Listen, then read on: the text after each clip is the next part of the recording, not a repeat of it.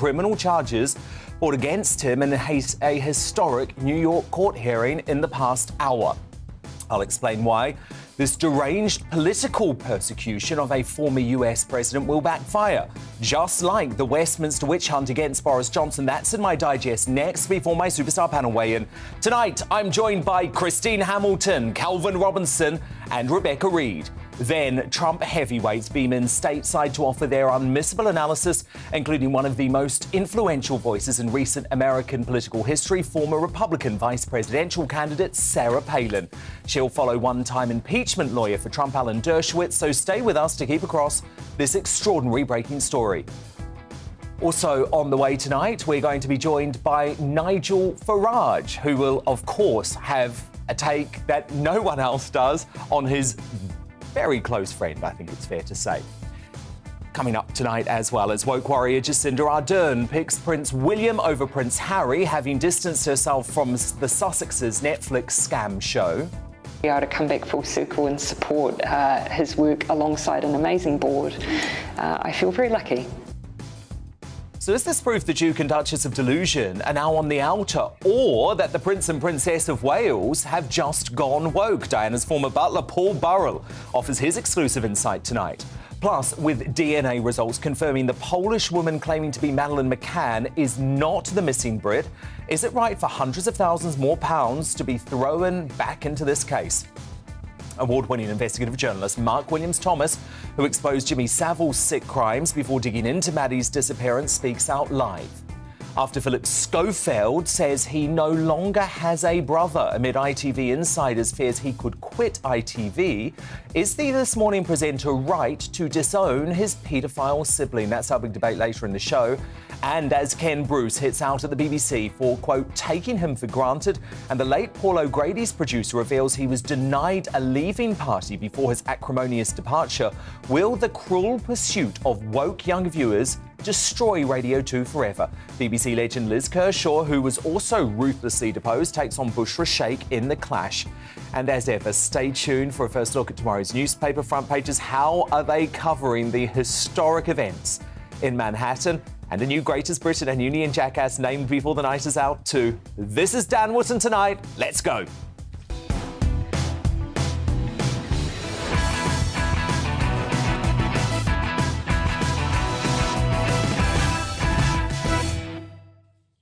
So Donald Trump is now on his way back to Florida, and we actually have live pictures of him returning to Trump Force One. As you know, he pled not guilty to 34 felony criminal charges relating to falsifying business accounts and hush money payments to the porn star Stormy Daniels. That's in the past couple of hours. But before we get to my take, here's Beth and Elsie with a roundup of today's developments.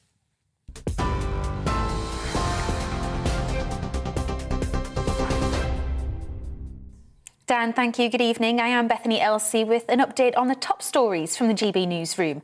History has been made in the US as Donald Trump is formally arrested and has personally pleaded not guilty to 34 criminal charges in court in New York. He's the first former US president to be charged with a criminal offence. He's denied 34 counts of falsifying business records, as well as his role in suppressing hush money payments to several people, one of whom is the adult film star Stormy Daniels. He allegedly paid her during his 2016 election campaign. American news outlets are reporting the next in-person hearing date will be on the 4th of December. Former Mayor of New York, Rudy Giuliani, has described it as a fascist prosecution. It's just another indication that this has been 7 or 8 years of persecution, basically, largely because he challenges the status quo. I mean, he challenges the establishment that wants to move us to being a one-world, George Soros-dominated socialist government, really a communist government. And this, you can only describe this as a fascist prosecution, any politically inspired prosecution of the opposition. In other news, Finland has officially become the 31st member of the NATO military alliance.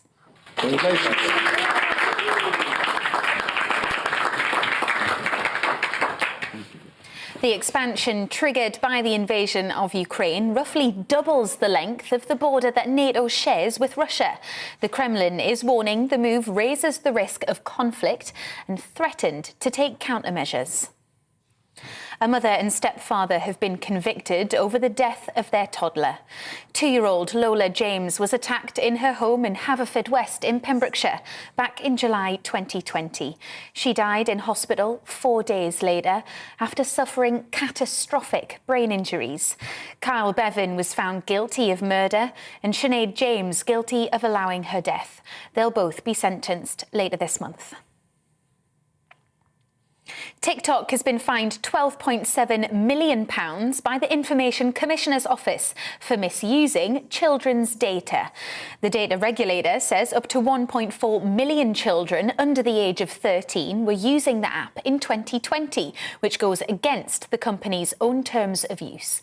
UK data protection law also requires the platform to seek consent from parents of young users. You're up to date on TV, online and DAB+ radio and on TuneIn. This is GB News. Now it's back to Dan.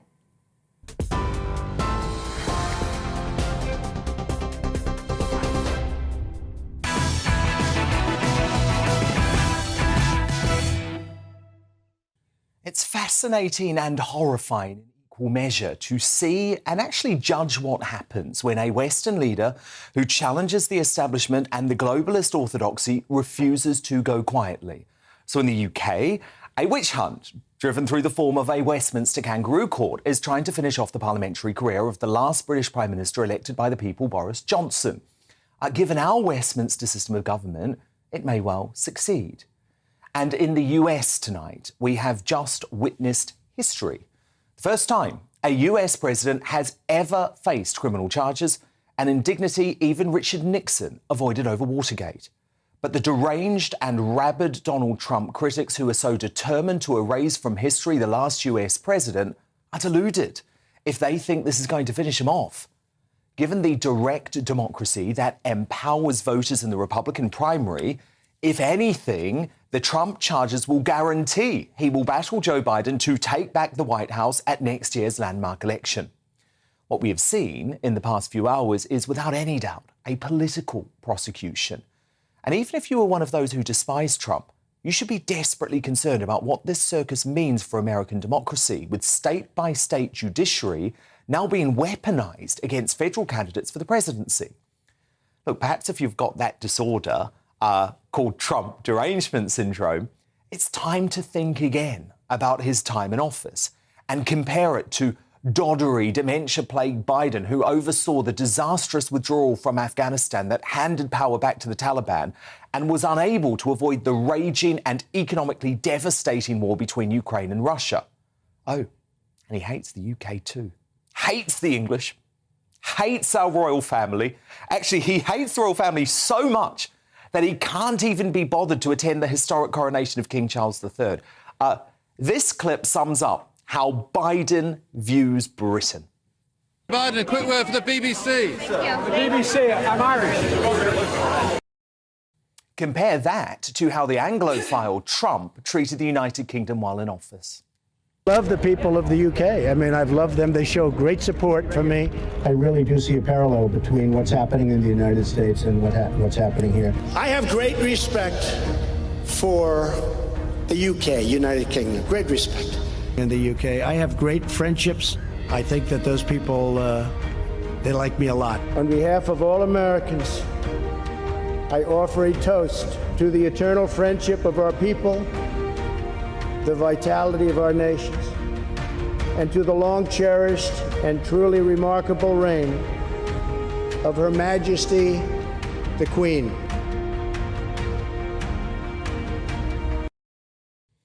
The establishment witch hunts against both Donald Trump there and Boris Johnson here, aided and abetted by the MSM, are anti-democratic. But to respond now, my superstar panel, the author Christine Hamilton, the Conservative commentator Reverend Calvin Robinson, and the author and broadcaster Rebecca Reed. So, Calvin, what do you make of the events taking place in Manhattan right now as we await words from Alvin Bragg, the New York Attorney General. This is actually the best thing that could happen to Donald Trump. He's going to have a landslide victory because of this. Because what the Democrats and the lefties are saying is that we will no longer fight you on your policies, we'll no longer fight your ideas, we will persecute you politically. And that's what they're doing to Donald Trump, much like what we're seeing over here with Boris Johnson. There is no fair democracy, there's no fair game anymore, it's all attack, attack, attack. We heard back when he was running in 2016 that it was Russian collusion and all of this, and it turned out actually it was the Democrats that were colluding with Russia, and they are always the things that they accuse you of, aren't they? And right now, I think, Donald Trump has probably the best odds he's had in a long time. Christine Hamilton, do you agree? Yes, I do. I mean, it's clearly politically motivated. This is going to take forever to rumble on. I think I've just heard the next gathering is the 4th of December. So, I mean, that's nearly, 9 months. It's going to rumble on. It's going to rumble on all the way through the next election. Trump's war chest is getting bigger and bigger. And also, it's the idea, if it ever gets to court, that he would get a fair hearing from a Manhattan jury where 8 out of 10 voted Democrat. They're going to have a hell of a job swearing in a jury that they can claim is impartial. So they've got an awful lot of hurdles to overcome. But as I think Calvin said, he upset the apple cart when he came in, and he discovered that most of the apples were rotten anyway to the core, suitable only for pulping. He did that. He upset the consensus. He challenged global warming consensus, etc., etc. So, I mean, the Democrats really, really don't like him, but they have played a blinder into his hands. They really have. It's a new reality show it's going to be. Instead of being Love Island, it's going to be Hate Island, and Donald Trump will be the only contestant. 2 impeachments and an arrest. They're overplaying their hand, aren't they? Ridiculous. I mean, Nixon got away with whatever. Hillary Clinton got away with whatever. Bill Clinton got away with. The only president who's ever been caught for anything was Ulysses Grant, and he was speeding in his horse and cart in 1872. That's it. So this is unprecedented. Yeah. Rebecca Reed, you got your way. You got Trump in court. You got Boris Johnson in front of the Privilege Committee. But have you on the left completely overplayed your hand, as Christine Hamilton just said? I've been so busy, Dan. I mean, organising this was just exhausting, especially, as a full-time parent. No, I'm joking. I'm inclined to agree that I think it will sort of martyr him, and I wish it wouldn't, because the less I hear about it, just looking at his face makes me feel uncomfortable. What is it? What is the visceral left-wing hatred of Donald Trump? It started with, I don't ask, I just grab them by the pussy, which was the expression that he used. And for me, ever since he said that, talking about, and he said it on tape, on record, talking about how he treats women, I have never been able to have a single moment of respect for him. There are plenty of Republican candidates and Republican presidents who I have been able to have a lot of respect for. I think Reagan did some very sensible things, but I have nothing good to say about Donald Trump because of the way that he treats the people around him, particularly women. And I think... OK, so, Rebecca, I'm just going to interrupt you because Donald Trump is now on his way back to Florida after that court hearing. And I think we're going to cross now to Alvin Bragg, the Manhattan District Attorney, speaking live. Made to cover up other crimes. These are felony crimes in New York State, no matter who you are. We cannot and will not normalize serious criminal conduct. The defendant repeatedly made false statements on New York business records. He also caused others to make false statements. The defendant claimed that he was paying Michael Cohen for legal services performed in 2017. This simply was not true. And it was a false statement that the defendant made month after month in 2017. April, May, June, and so on through the rest of the year. For 9 straight months, the defendant held documents in his hand containing this key lie, that he was paying Michael Cohen for legal services performed in 2017. And he personally signed checks for payments to Michael Cohen for each of these 9 months. In total, the grand jury found there were 34 documents with this critical false statement. Why did Donald Trump repeatedly make these false statements? The evidence will show that he did so to cover up crimes relating to the 2016 election. Donald Trump, executives at the publishing company American Media Incorporated, Mr. Cohen, and others agreed in 2015 to a catch-and-kill scheme. That is, a scheme to buy and suppress negative information to help Mr. Trump's chance of winning the election. As part of this scheme, Donald Trump and others made 3 payments to people who claimed to have negative information about Mr. Trump. To make these payments, they set up shell companies, and they made yet more false statements, including, for example, in AMI, American Media Incorporated's business records. One of the 3 people that they paid to keep quiet was a woman named Stormy Daniels. Less than 2 weeks before the presidential election, Michael Cohen wired $130,000 to Stormy Daniels' lawyer. That payment was to hide damaging information from the voting public. The participant scheme was illegal. The scheme violated New York election law, which makes it a crime to conspire to promote a candidacy by unlawful means.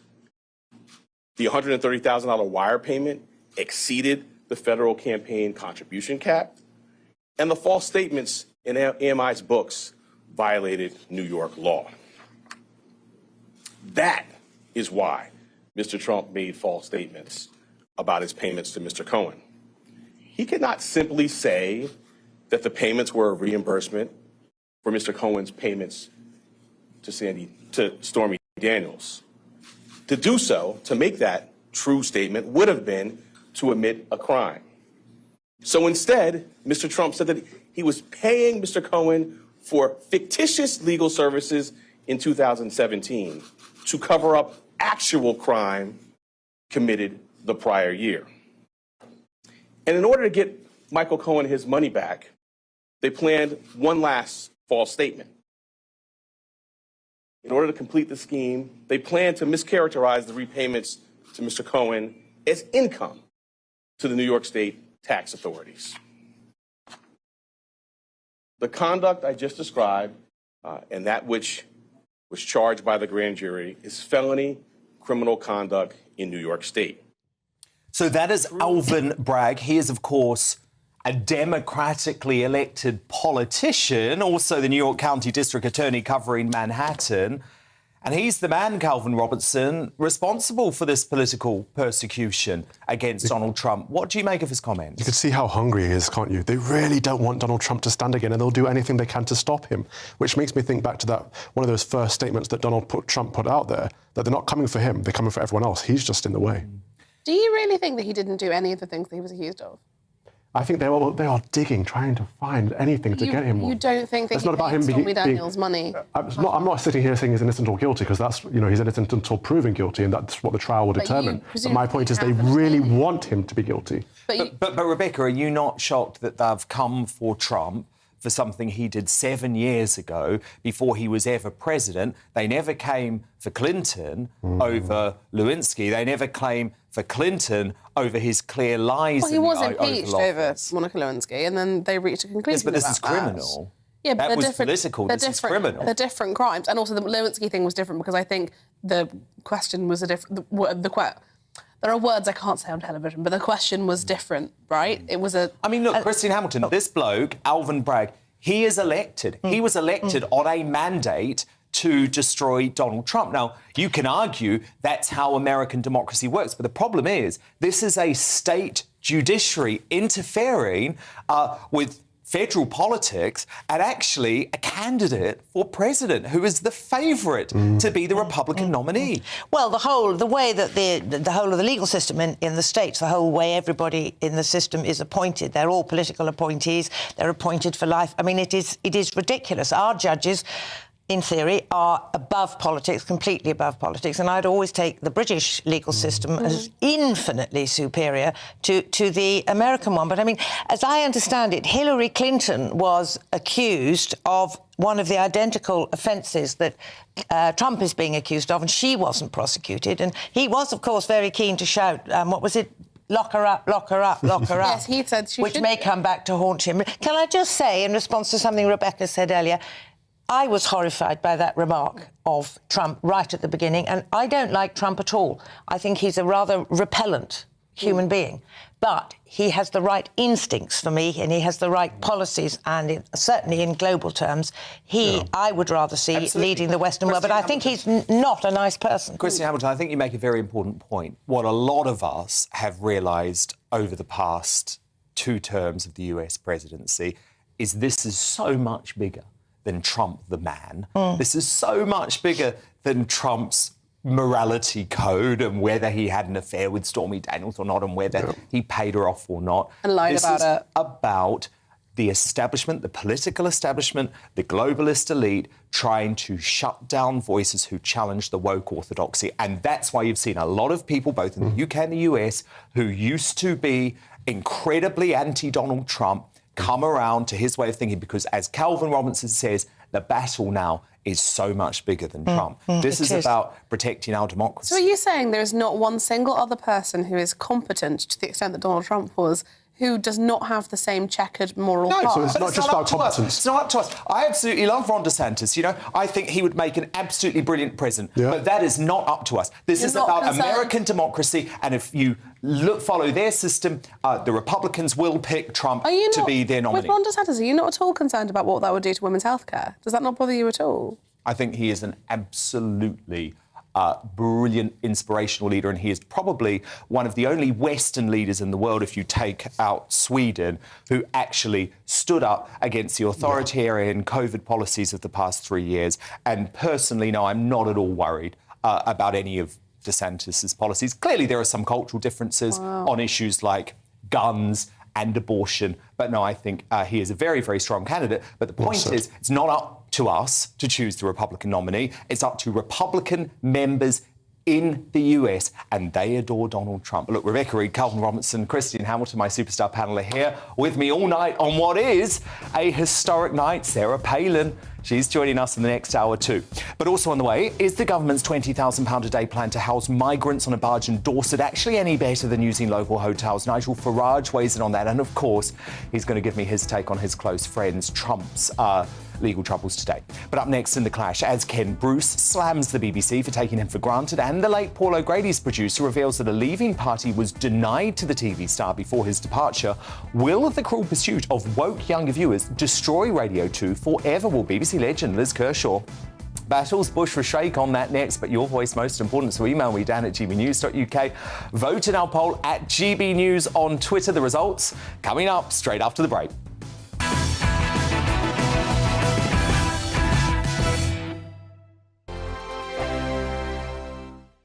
I joined GB News because I was sick and tired of not hearing my views being represented, not just mine, but so many people that I knew and spoke to. I just couldn't get my voice out there. I couldn't say anything. I couldn't do anything. Whatever the narrative was, I kind of had to follow it. GB News is there to provide a voice for those who have been ignored by the establishment media. We think different things, we've got a different style. GB News is here to be optimistic and positive about the future. It's real kind of dynamic and flowing, with the audience very much at the heart of it, like a big family. Here at GB News, we talk about the things that matter to you. Hearing the voices from right across our towns and cities, especially our towns. All sides of the argument represented with a heavy dose of opinion. We're on a mission here to make a difference. And the GB News family really is here for you, and whatever time of day you can watch or listen. Britain's watching. Britain's watching. We're proud to be GB News, The People's Channel. Britain's news channel. Monday to Thursday, 9 p.m. till 11 p.m. Join me, Dan Wootton. I'll bring you the sharpest takes and hottest debates. Do you not believe in prison? I don't believe in prisons. I'm completely stunned. I guarantee you there'll be no spin, no bias, no censorship. I actually was personally quite offended by it. And no reason to go to bed. So I guess they've always been quite woke. That's Dan Wootton tonight on TV, radio and online. Monday to Thursday from 9 p.m. till 11 p.m. on GB News. The People's Channel, Britain's news channel. We are GB News, the People's Channel. And right across the United Kingdom. You can find us on Sky Channel 512. Virgin Media Channel 604. Freesat Channel 216. Freeview Channel 236. And YouView Channel 236. You can also take us with you on DAB Plus Radio. With the GB News app and at the website gbnews.uk. We're absolutely everywhere. Come join us on GB News, the People's Channel, Britain's news channel. Start the day with GB News. We catch up on all the big stories you didn't hear the night before. And take a look at what the world's talking about this morning. That's right, Monday to Thursdays from 6 o'clock. It's Breakfast with Eamon and Isabel. Straight after breakfast, join us, Bev Turner and Andrew Pearce. We're going to take you through till noon. We'll be tackling the big topics of the day, including the things that the other channels just won't talk about. If it's happening here. Wake up to mornings on GB News. The People's Channel. Britain's news channel. New to GB News is the Saturday 5. Join us every Saturday from 8 p.m. as we debate the week's stories, controversies and issues. With us 4, plus a special guest. It's 5 times the opinion, 5 times the debate, and 5 times the fun. The Saturday 5. Saturday nights from 8. Only on GB News, the People's Channel. Britain's news channel. You could wink at the end. I can't Britain's wink. Listening. I'm Mark White. As GB News Home and Security Editor, I cover those key issues that are so important to you. Our authorities, our communities doing all they can to combat violent crime. With the public services under unbearable strain, why are we still failing to control our borders? Defence, the first priority of any government, has been continually hollowed out. Can we trust our politicians to protect the armed forces? Join me, Mark White, on GB News.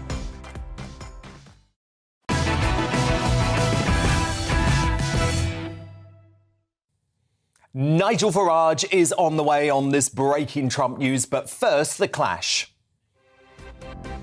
And legendary broadcaster Ken Bruce has hit out at the BBC, claiming he felt underappreciated by the broadcaster before his shock departure to Greatest Hits Radio. Speaking out for the first time since ending his 30-year stint on Radio 2 amid an exodus of older presenters, the 72-year-old told the Radio Times that the BBC took him for granted and treated him like an afterthought. He added, "There were times when I felt I wasn't really noticed by either the BBC itself or some listeners, so I thought I'm going to make these people appreciate me."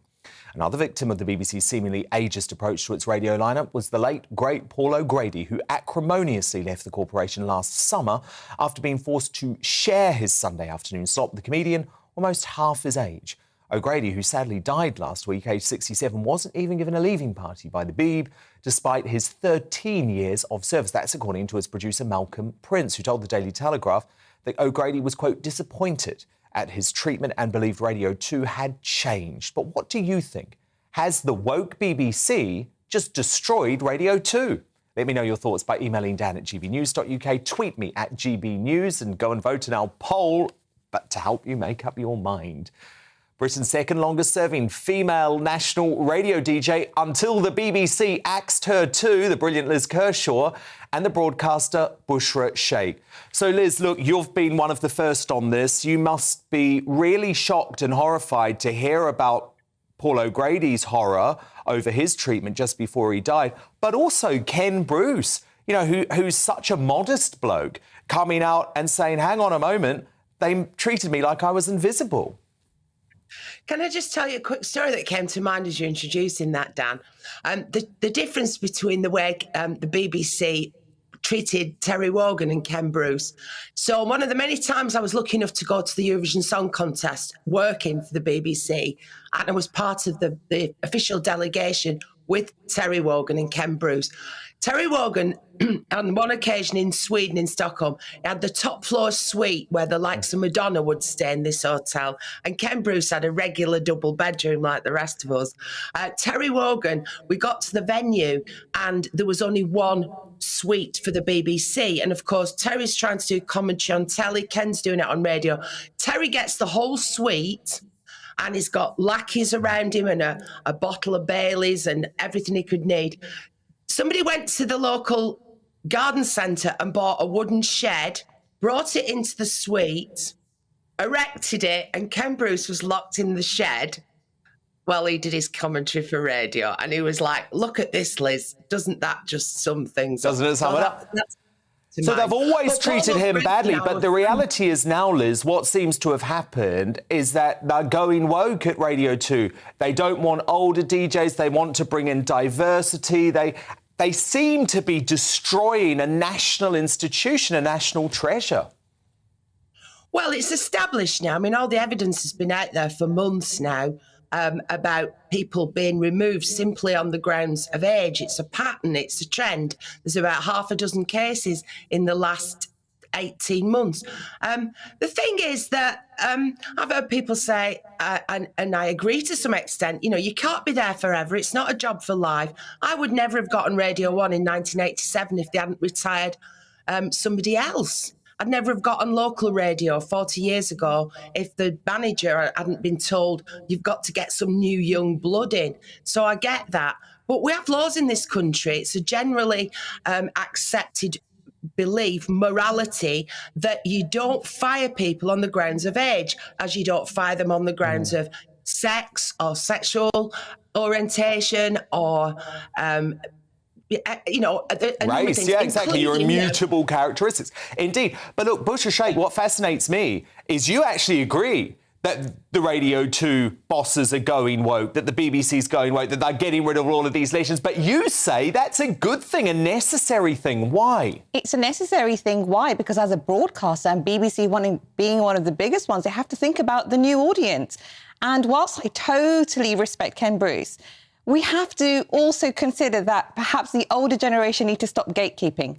There is an element that we need to bring in new blood, people that have the skills and the talent, who are younger, bring them in and bring a wider audience on. This is necessary for a huge broadcaster. Probably GB News at some stage is going to have to consider that too. This isn't about, it being woke. GB News is never going woke, Buster. You know what? I mean, when you really think about it, you have to move with the time. You're saying performance shouldn't matter. Experience shouldn't matter. What matters is that you're young or that you're not white. I mean, Liz, can you believe this? I mean, I think Busher is accurately representing how the BBC thinks, but it's so disturbing, isn't it?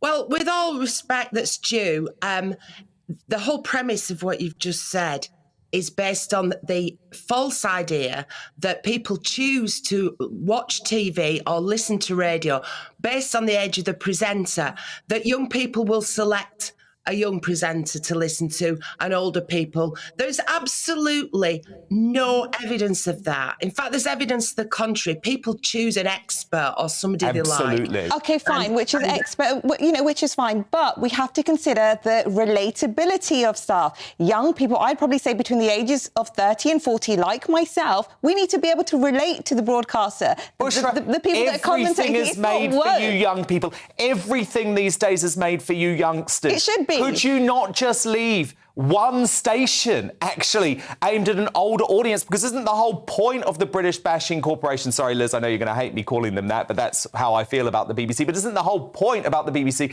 to provide a service that the commercial operators don't? Correct. And there needs to be an element of that and a space available for that at the BBC, which they do in a very, very good way. Unless you're old and white, Liz, it seems. But this is about broadcasting. It's about viewers and audiences. The thing is that the commercial sector, actually, Dan, I agree with what you're saying. They see where the money is.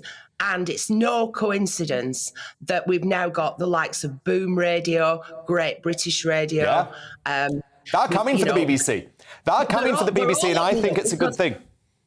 Because being woke isn't a bad thing. Being, this whole idea of being woke is a bad thing. Just hold up, Busher. It's, the over 75s now have to pay the licence fee. Yeah. The Chancellor of the Exchequer is telling people off, you can't just retire at 55. That's ruining Britain's productivity and economic growth, keeping the workforce. And the BBC as a law unto itself, it's just clearing people out. I do absolutely agree you've got to refresh things and you've always got to be looking for new talent. But especially in Paul O'Grady's case, what he did on a Sunday afternoon was provide companionship for people. Absolutely.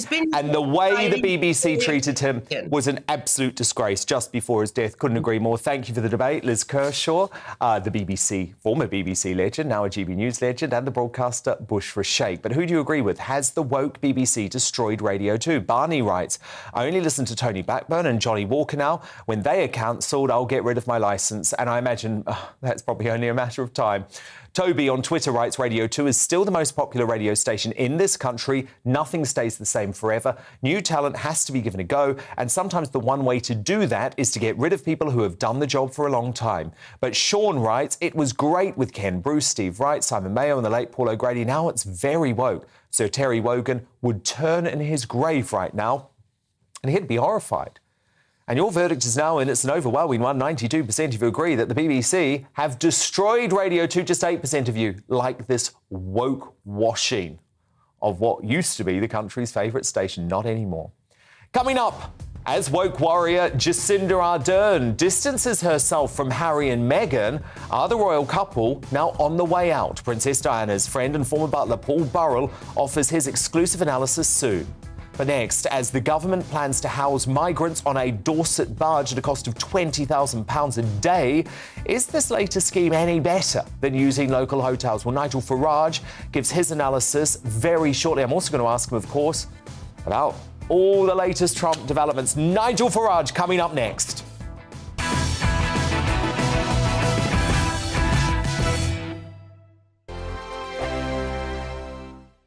Monday to Thursday nights on GB News. At 6, it's Dubes & Co. 7 o'clock, Farage. At 8, join Jacob Rees-Mogg. And at 9, Dan Wootton Tonight, followed by Headliners. On TV, radio and online. This is GB News. It's all about family, being in people's living rooms, all the interaction and getting to know who our viewers and listeners are. When I was young, my dad used to say, Nana, stop arguing. I wanted an outlet that would enable me to give my opinion. People are going through a really hard time right now, and I know that you don't feel like you're being listened to by the establishment. I came to GB News because it's the People's Channel, and I want the audience to have their say on the events of the day. We're dynamic. We do something different. Democracy shows that the wisdom of the nation is in its people. I get to travel to find out what the story is from a personal perspective. The British people aren't fools. We know when we're not being told the full story. We've got to work out how Britain moves forward from this. It's the best country in the world. The establishment had their chance. Now we're here to represent your views. Britain's watching. Britain's watching. Britain's watching. We're proud to be GB News. The People's Channel. Britain's news channel.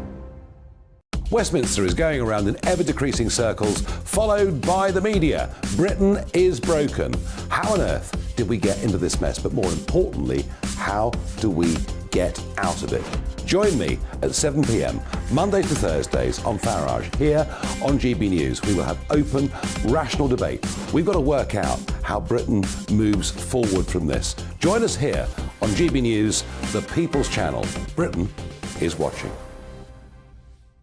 I'm Jacob Rees-Mogg, the Member of Parliament for North East Somerset and a former government minister. For years, I've walked the corridors of power in both Westminster and the City of London. I campaigned in the largest democratic vote in our island's story. I know this country has so much to be proud of. We need to have the arguments, the discussions on how we make it better. The wisdom of the nation is in its people. Vox Populi, Vox Dei. That's why I'm joining the People's Channel. Join me Monday to Thursday at 8 p.m. on GB News, Britain's news channel. GB News has its own late-night paper preview show, Headliners, where comedians take you through the next day's top news stories. You don't have to bother reading the newspaper, we've got it covered for you. Headliners, every night at 11 p.m. and repeated every morning at 5 a.m. We won't send you to sleep like some of the other paper review shows out there. GB News, the People's Channel, Britain's news channel. Join me, Camilla Tominey, on Sunday mornings from 9:30, taking the politicians to task and breaking out of SW1 to see how their decisions are affecting you across the UK. Bursting the Westminster bubble every Sunday morning, only on GB News, the People's Channel. Britain's watching. You've probably seen politicians interviewed 1,000 times, but we do it differently. We find out who they really are, we don't shout, we chat, and hopefully we bring a bit of light, not just heat. Did you know Kate Moss? Apparently. Do you have a pair of jeans or a pair of jeans? No, of course I don't. What would I do with them? My friends are like, oh my God, what's she doing now? Join me every Sunday at 6 for Gloria Meets, only on GB News, the People's Channel, Britain's news channel.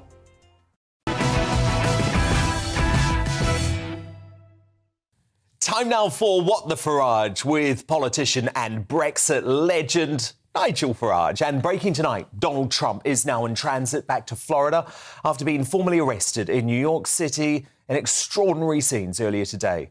He appeared in court faced with 34 charges of falsifying business records. Now, Trump is due to make his first official statement on today's events from his Mar-a-Lago home in Florida in the coming hours. But the former president's son, Eric Trump, who accompanied his father to New York, has already taken to Twitter to hit out at Manhattan District Attorney Alvin Bragg, who we saw earlier in the show. Trump wrote, Alvin Bragg has shut down the entire city, called up 30,000 NYPD police officers, closed down the FDR Drive, and is spending an estimated $200 million of city funds, all for a $130,000 NDA. I never thought I would see this level of corruption in the United States. Hashtag Free Trump. Well, I'm delighted to welcome good friend of Donald Trump, Nigel Farage. Nigel, look, I was watching you tonight as those incredible scenes developed in Manhattan. I've said on my show tonight that this is a political prosecution. It feels very hard to argue with that now, especially in light of those incredible statistics laid out by Donald Trump Jr. there. Yeah, I mean, what was laid out there by Eric is absolutely brilliant, isn't it? Literally closing down the city. Look, who a private business pays their money to is their business. It is, in relative terms, a tiny sum of money. And if this should have been reported to the campaign, well, look, the Obama campaign was seriously wrong in its accounting. They got fined. Bob Dole, who ran for office, his accounts were wrong. He got fined. Hillary Clinton used money to pay Christopher Steele, and that campaign finished up with a fine. This is completely and utterly unprecedented. This Democrat prosecutor has pushed this way, way too far. I cannot believe that any fair-minded person looking at this cannot say this is just plain wrong. But it's not Donald Trump that's on trial. It is due process. It is the American Constitution. It is whether the American public can trust their judicial system. It's that serious. And of course, remember, as leader of the Western world, if America falls, we all fall. So the stakes could not be higher. Indeed, and Nigel, don't you think that's why many Brits who perhaps in the past had lots of issues with Donald Trump, the man, are actually starting to see the bigger picture? I mean, we had Christine Hamilton on our Superstar panel earlier saying, look, I'm actually quite repulsed by lots of aspects of Donald Trump's character, but I absolutely back him now. I absolutely believe he needs to be president again because there's so much more at stake for the Western world. Absolutely. And I mean, at risk of having to wash my mouth out, so I thought the Today programme on Radio 4 this morning was really quite objective. I mean, they made the point that this is an overtly political prosecution. So if even the BBC have woken up and smelt the coffee on this one, then I think, yes, fair-minded people will see this for what it is. There is something about Trump's personality that leads to the well-known Trump derangement syndrome, where people lose all sense of perspective, all sense of balance. I really believe this is much bigger, as I say, than just Donald Trump. You know, America is on trial. Western world values are actually on trial. If we don't believe in the legal systems that we've developed since Magna Carta, if we're prepared to politicize them, we're in big trouble. Nigel, what are you hearing from inside Team Trump? Look, you obviously have the best connections out of anyone, any working journalist in Britain with the Trump world. What are you hearing about Donald Trump's frame of mind and how does he plan to deal with this now? Because it feels like actually he's seeing this as a potential political opportunity. Yeah, he probably is, but he's still a human being. And you know, I've said to him in private, I said to him in private once, I don't know any man, and I've been through some stick, I've been through some demonization, but I don't know anybody else who's ever had to put up with what you, I mean, just think about it. The Russia hoax, the Mueller inquiry, the impeachment, on and on and on. This will have taken, today will have taken a heavy personal toll, be in no doubt about that. He's a fighter, he's a warrior, but this would have taken a personal toll. Be very interesting to see at 1:15 a.m. our time what he has to say in the ballroom at Mar-a-Lago. From the team, it's defiance, but actually, yesterday and today, a degree of incredulity. Even though they knew this was potentially coming down the tracks, I don't think they ever thought it would really happen. No, I can't wait to see that speech in the early hours of the morning. I will certainly be staying up for it. But look, back in Britain, Nigel, really important developments on the migrant crisis. The Home Office facing legal action over these proposals to house up to 500,000 migrants on a barge in a Dorset port. Now, Suella Braverman has set out these bold plans in a bid to slash this horrible £6 million spent every day on the hotel bill. But she is facing a backlash, Nigel, from Dorset Council, local MPs, residents groups and even the local police, who are all pushing back against housing asylum seekers in their backyard. So what do you make of this plan to house 500 illegal migrants on a Dorset barge, which could, Nigel, cost £20,000 a day itself? Yeah, I mean, look, it's irrelevant. It's irrelevant. I mean, if May's calm, it'll be full. I mean, the announcements last week, there was a former training site in East Sussex that would take 1,200. Well, on August the 22nd last year, 1,300 came in one day. They haven't thought any of this through. They have no idea what is coming down the track over the course of this summer. We are going to be literally overwhelmed. So, there's no point complaining anymore, whether it's RAF Scampton, the home of the dam busters, whether it's Portland Harbour, a place where, of course, big cruise liners, dock and big money comes into Dorset. You're all going to lose. Every one of you will lose. No more appeals will be successful. Every hotel will be used. Every port will be used. Every military base will be used. And after that, goodness knows what they'll do. We are no closer to any of this being solved, despite the words we hear from the Home Secretary and from the Prime Minister. We are no closer. The dark consequences, you might say, of an invasion of our southern border, which you have been warning of for years now. But Nigel Farage, brilliant show tonight. I know you'll be back at 7 o'clock tomorrow here on GB News with all of the latest on the Trump saga. But coming up, as Women and Equalities Minister Kemi Badenoch looks at legally changing the definition of sex to biological sex, a small but significant alteration. Is this a vital step in protecting women's rights? Will my superstar panel return to debate that shortly. But next, as the goddess of the globalists, Jacinda Ardern, distances herself from Harry and Meghan, are they now becoming liberal outcasts? Well, Princess Diana's friend and former butler Paul Burrell offers his exclusive insight. He's live with me, Paul Burrell, straight after the break.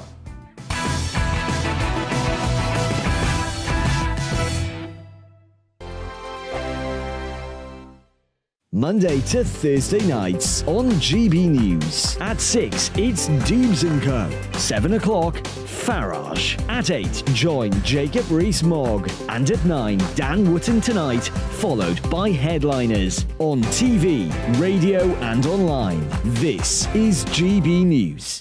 First and foremost, I am a GB News fan, and I was before I was working here. Just love the fact that we're asking the questions that a lot of establishment media won't ask. With a bit of a twist, we not only want to inform you, but we want to keep you entertained. It's worth the drive because you get in and the team's all ready and waiting, they're itching to go, and it's a proper little family. GB News is the People's Channel. It's the audience that makes the programme sing. We're giving our viewers and our listeners a voice. I see the thousands of your letters, tweets, emails, you name it, coming in. Britain is broken.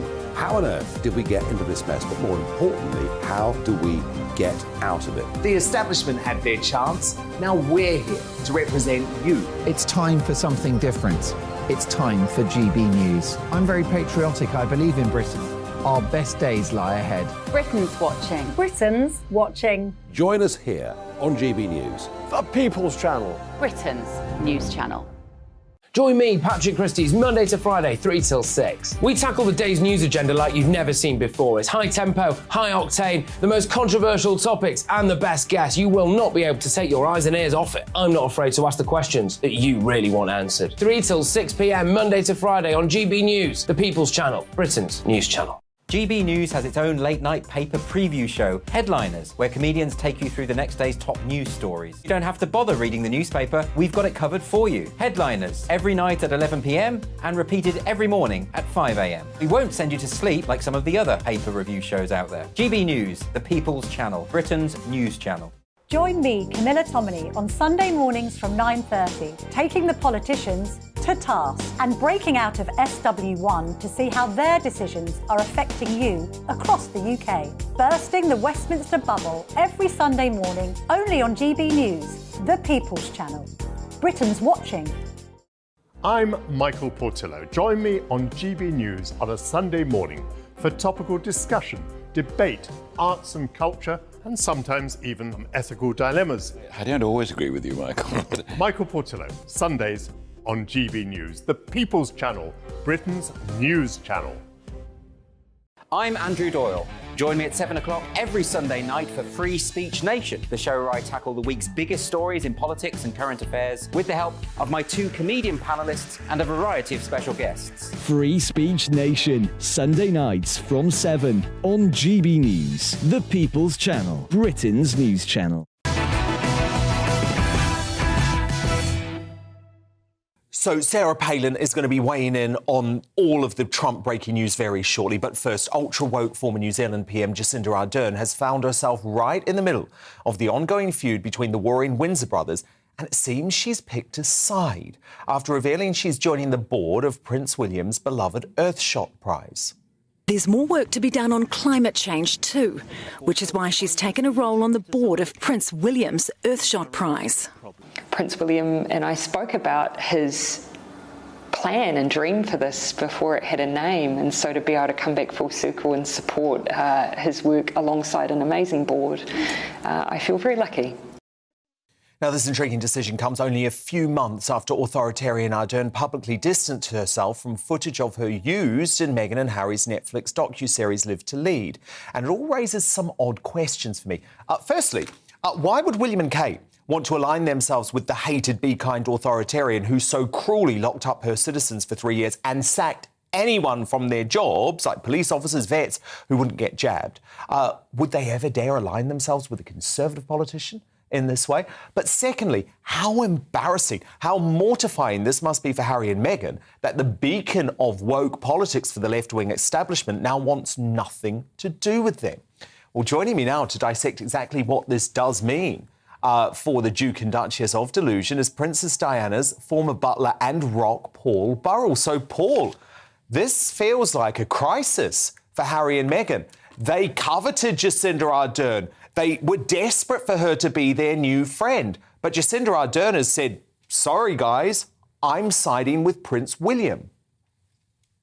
Yes, I think, Dan, Jacinda has seen that Harry and Meghan's world is becoming toxic, and they are only celebrities. They are not ambassadors for the world. And William and Kate are. Look at the difference of the two couples. One who worked tirelessly for Britain, the United Kingdom, and the Commonwealth, and the others who just basically want to be as famous as possible and as rich as possible. So Jacinda's looking at the long game. She's looking at what she should do to help William and Kate, and that's the right decision. It must be a hell of a blow for Meghan and Harry. Oh, yeah. They will be absolutely devastated with this because you can only pick one side. You can only pick one side. But, Paul, do you share any of my concerns about the worries of a really senior member of the royal family, you know, the heir to the throne, aligning themselves with such a divisive and controversial political figure like Ardern? Because, yeah, the woke brigade might love her, but there's 50% of New Zealanders who despise the woman. That's why she was forced to step down. Yes, but she's backing the biggest crisis which is facing humanity. And William is doing the same. They're coming together. They're joining forces together to help people around the world. And that's a good thing. So take the politics side out of it and look at what William and Kate are doing. They are doing incredible work around the world. I cannot find a fault They have never put a foot wrong. Let them do what they should be doing. William is following in his mother's footsteps. He's doing what his mother would do. His mother was controversial at times too. She went to places she shouldn't go to, but she did it for the good of the people. And that's exactly what William and Kate are doing. Paul, can you believe just how badly things have turned out for Harry and Meghan? Because it's not just Jacinda Ardern turning their back on Harry and Meghan. It's Michelle and Barack Obama. It's Oprah Winfrey. All of these big names who they were convinced were going to become part of their inner circle have actually looked at the way Harry and Meghan have treated their relatives, treated the royal family, and thought, I don't want to be associated with you guys. Yes, because Americans love our royal family. And that's actually, they're in a bit of a difficult position, Harry and Meghan, because the only reason they're so popular, well, as popular as they might be, is because they are members of our royal family. That gives them the position that they currently hold in the United States. The minute they're not joined to our royal family, they don't have a reason. They don't have a raison d'etre, do they? Because why back them? And, you know, I know that Meghan is a hugely ambitious woman, and it wouldn't surprise me, Dan, if she had her eye on a bigger prize. It wouldn't surprise me if she tried to get backing to become governor of California, which she could do in her own right, and one day probably aspire to the first woman in the White House as president. What a horrific thought. That would be a good thing. That would be a very good thing to have a multiracial woman as president of America. Oh, yeah, that would be a good thing, but not Meghan. I'm sure it would not be Meghan. Yeah, it would be a good thing if it was anyone else. But the American people will decide. Yeah, look, I think the American people are quickly making their decision, but I think the fact that she has now been ditched by Oprah, been ditched by Michelle Obama, and been ditched by Jacinda Ardern. Look, the signs are not good for her, but look, Paul Burrell, fascinating analysis as ever from Princess Diana's best mate. She described him as her rock. Paul, we'll speak very soon. Thank you so much. But coming up, with America divided over Donald Trump, I get the opinion of one of the most influential political voices. In fact, lots of people said this women created the Donald Trump phenomenon. Former Republican vice presidential candidate Sarah Palin joins me live shortly.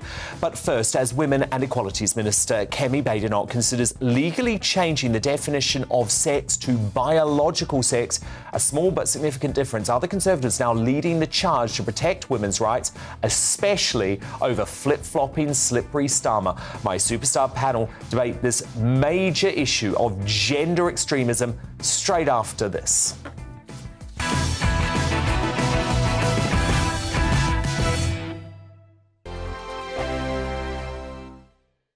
You've probably seen politicians interviewed 1,000 times, but we do it differently. We find out who they really are, we don't shout, we chat, and hopefully we bring a bit of light, not just heat. Did you know Kate Moss? Apparently. Do you have a pair of jeans or a pair of jeans? No, of course I don't. What would I do with them? My friends are like, oh my God, what's she doing now? Join me every Sunday at 6 for Gloria Meets, only on GB News, the People's Channel, Britain's news channel. I'm Jacob Rees-Mogg, the Member of Parliament for North East Somerset and a former government minister. For years, I have walked the corridors of power in both Westminster and the City of London. I campaigned in the largest democratic vote in our island story. I know this country has so much to be proud of. We need to have the arguments, the discussions on how we make it better. The wisdom of the nation is in its people. Vox Populi, Vox Dei. That's why I'm joining the People's Channel. Join me Monday to Thursday at 8 p.m. on GB News, Britain's news channel.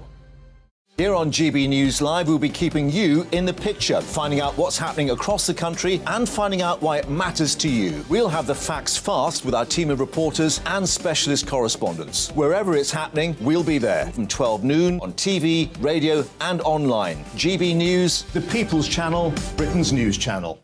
I'm Andrew Doyle. Join me at 7 o'clock every Sunday night for Free Speech Nation, the show where I tackle the week's biggest stories in politics and current affairs with the help of my two comedian panellists and a variety of special guests. Free Speech Nation, Sunday nights from 7 on GB News, the People's Channel, Britain's news channel.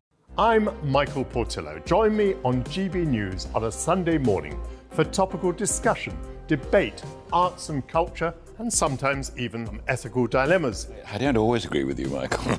Michael Portillo, Sundays on GB News, the People's Channel, Britain's news channel.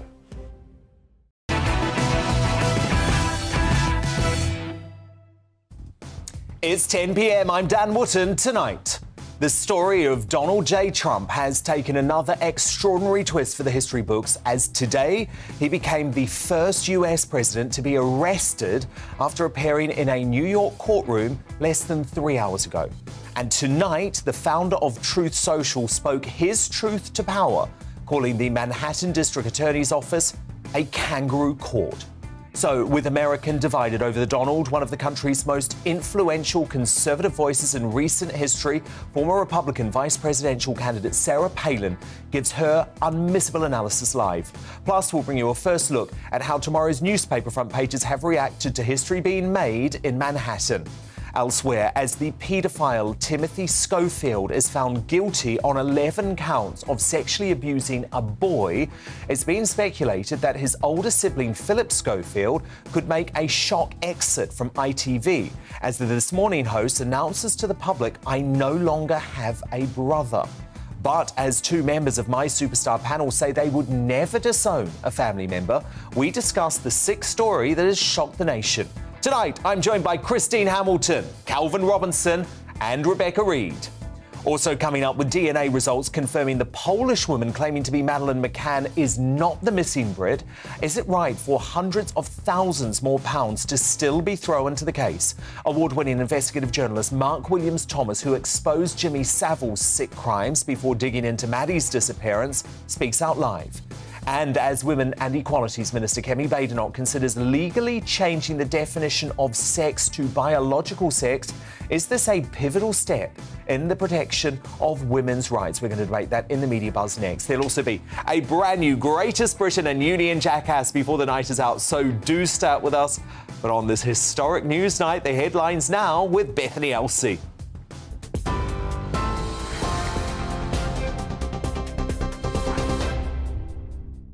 Dan, thank you. Good evening. I am Bethany Elsey with a look at your top stories from the GB newsroom. History has been made in the US as Donald Trump has been formally arrested and has personally pleaded not guilty to 34 criminal charges in a New York court. He's the first former US president to be charged with a criminal offence. He was indicted on 34 counts of falsifying business records, as well as covering up hush money payments during his 2016 election campaign. He denies all the allegations. Prosecutors say they'll request a trial in January next year, but Mr. Trump's lawyer called that timeline aggressive and asked for a date in spring. The Manhattan District Attorney, Alvin Bragg, said no one is above the law. Under New York state law, it is a felony to falsify business records with intent to defraud and an intent to conceal another crime. That is exactly what this case is about. 34 false statements made to cover up other crimes. These are felony crimes in New York State, no matter who you are. We cannot and will not normalize serious criminal conduct. Well, court documents detailing Donald Trump's indictment have been released to the public, a move his lawyer has described as wrong, saying it shows the rule of law has now died in the US. They accuse the former president of suppressing hush money payments of £120,000 and £105,000 to two women, one of whom is the adult film star Stormy Daniels. It's also understood he paid £24,000 to a former doorman who alleged that Trump fathered a child out of wedlock. In other news, Finland has officially become the 31st member of the NATO military alliance.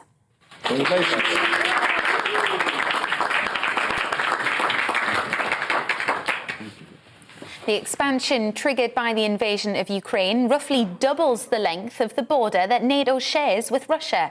The Kremlin is warning the move raises the risk of conflict and threatened to take countermeasures. A mother and stepfather have been convicted over the death of their toddler.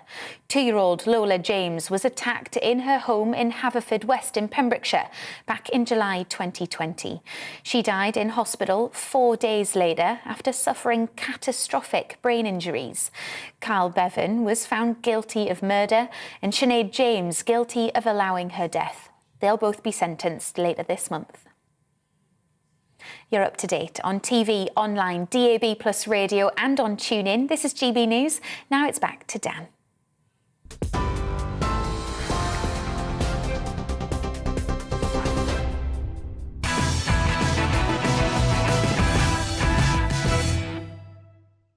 Tomorrow's news tonight now in our media buzz. So let's kick off with the very first front pages, hot off the press. And these are historic front pages today.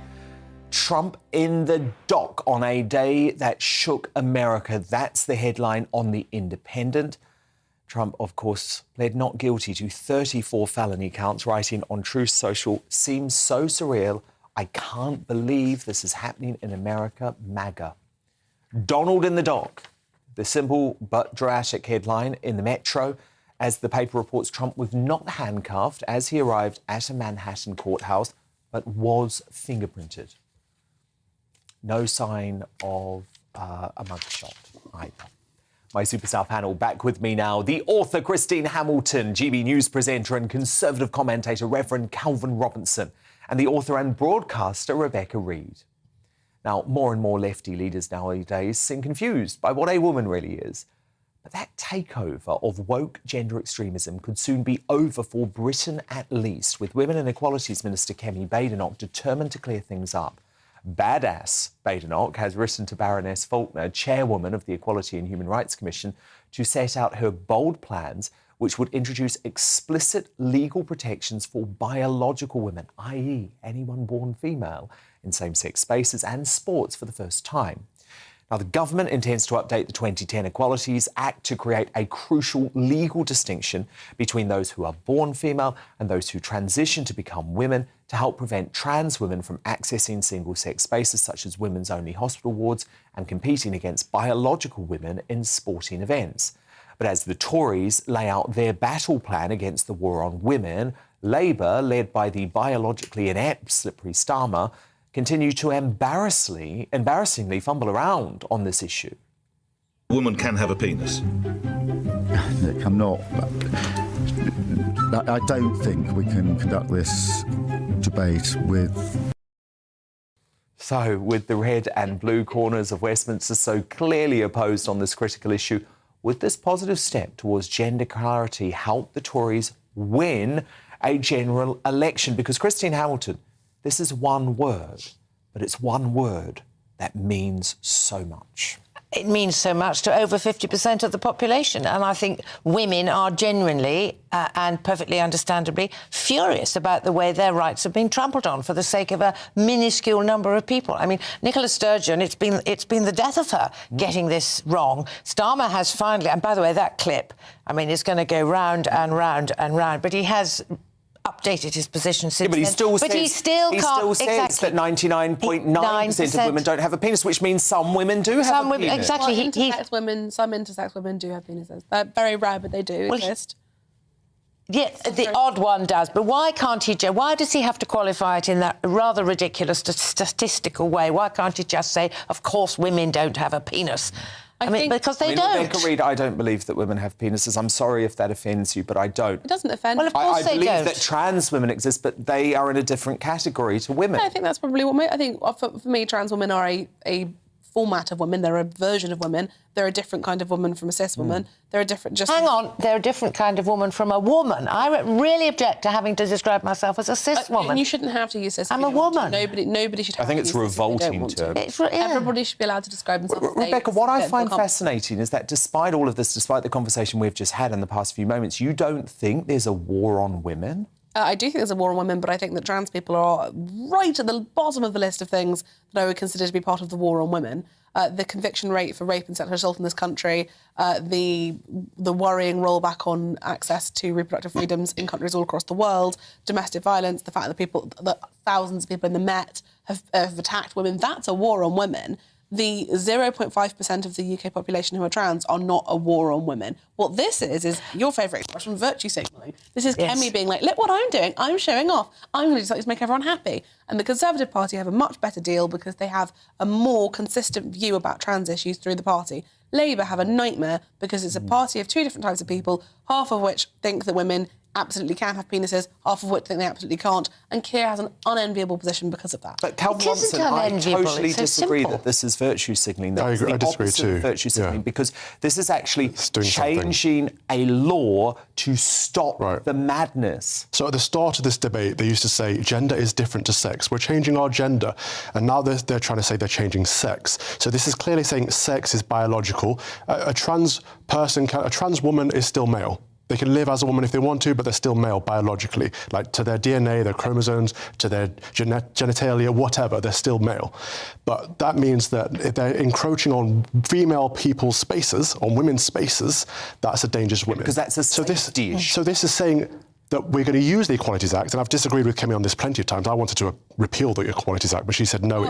She said it's a shield, not a sword, and I actually agree with her. Rebecca's horrified by that. She's changed my... Let me finish my sentence before you disagree, because she's changed my mind, and I do think we should keep it. Because what this is going to do, the Equalities Act, is going to be a shield, not a sword. It's going to protect people. I don't think women are a minority group that should need protecting in this way, but they clearly do from biological males who are living their lives as women in women's spaces, in women's sports, etc. Well, women, the virtue. Yeah. No, Christine, you go. Well, all I was going to say was that the virtue signalling that people are accusing Kemi Badenoch of, it's the original virtue signalling. It's the people who say that the trans women have to have completely equal access. It isn't just to public loos and everything and loos. It's hospital wards and things like that. I think that's the virtue signalling. What I find... Wokery. Well, trans women buying tampons and stuff like that. No. Given them in Wales by the Parliament. Listen, I'm not saying that everyone's getting it right all the time. My two objections are, how often were you bothered by any of the other things that the Equality Act protected women from before the trans conversation? That's the point. The Equality Act didn't protect women because women aren't a minority group. But it protected minority it made it harder to fire somebody for getting pregnant. That's protecting women. So the issue with it is it was always supposed to be protective in that way, but people used it as a weapon. People used it for what they called positive action, which actually turned out to be positive discrimination. Generally which I don't to not lose their jobs. No, not at all. Got pregnant, or to not be sexually harassed. Do you have at stats to work. back that up? Because I don't believe that's true. Absolutely, I would love to send people who generally use the Equalities Act have been using it, misinterpreting it in a way that means they're getting affirmative action, which is the issue I have with it. Because it wasn't supposed to be proactive. No, such as when we see the police forces explicitly recruiting Afro-Caribbean men or Pakistani men over white men, and when we see Channel 4 advertising specifically for non-white people, these are things where that's not what it's supposed to be. Okay, but it's supposed to protect people from being discriminated against, not supposed to actively discriminate. The Equalities Act is there to mean that exactly, I agree. That's what it was there for. That's what it was there for. Yeah, but it's been misinterpreted quite a lot. Important. But my point is that we're going to need it more than ever, and women are going to need it to protect themselves from men, essentially. And I think Christians are going to need it too in the coming times of persecution. But overall, what I look at is the difference at the moment between Scotland and England. And this shows that these woke initiatives are actually dangerous, because first we saw the case of Adam Graham going to a women's prison.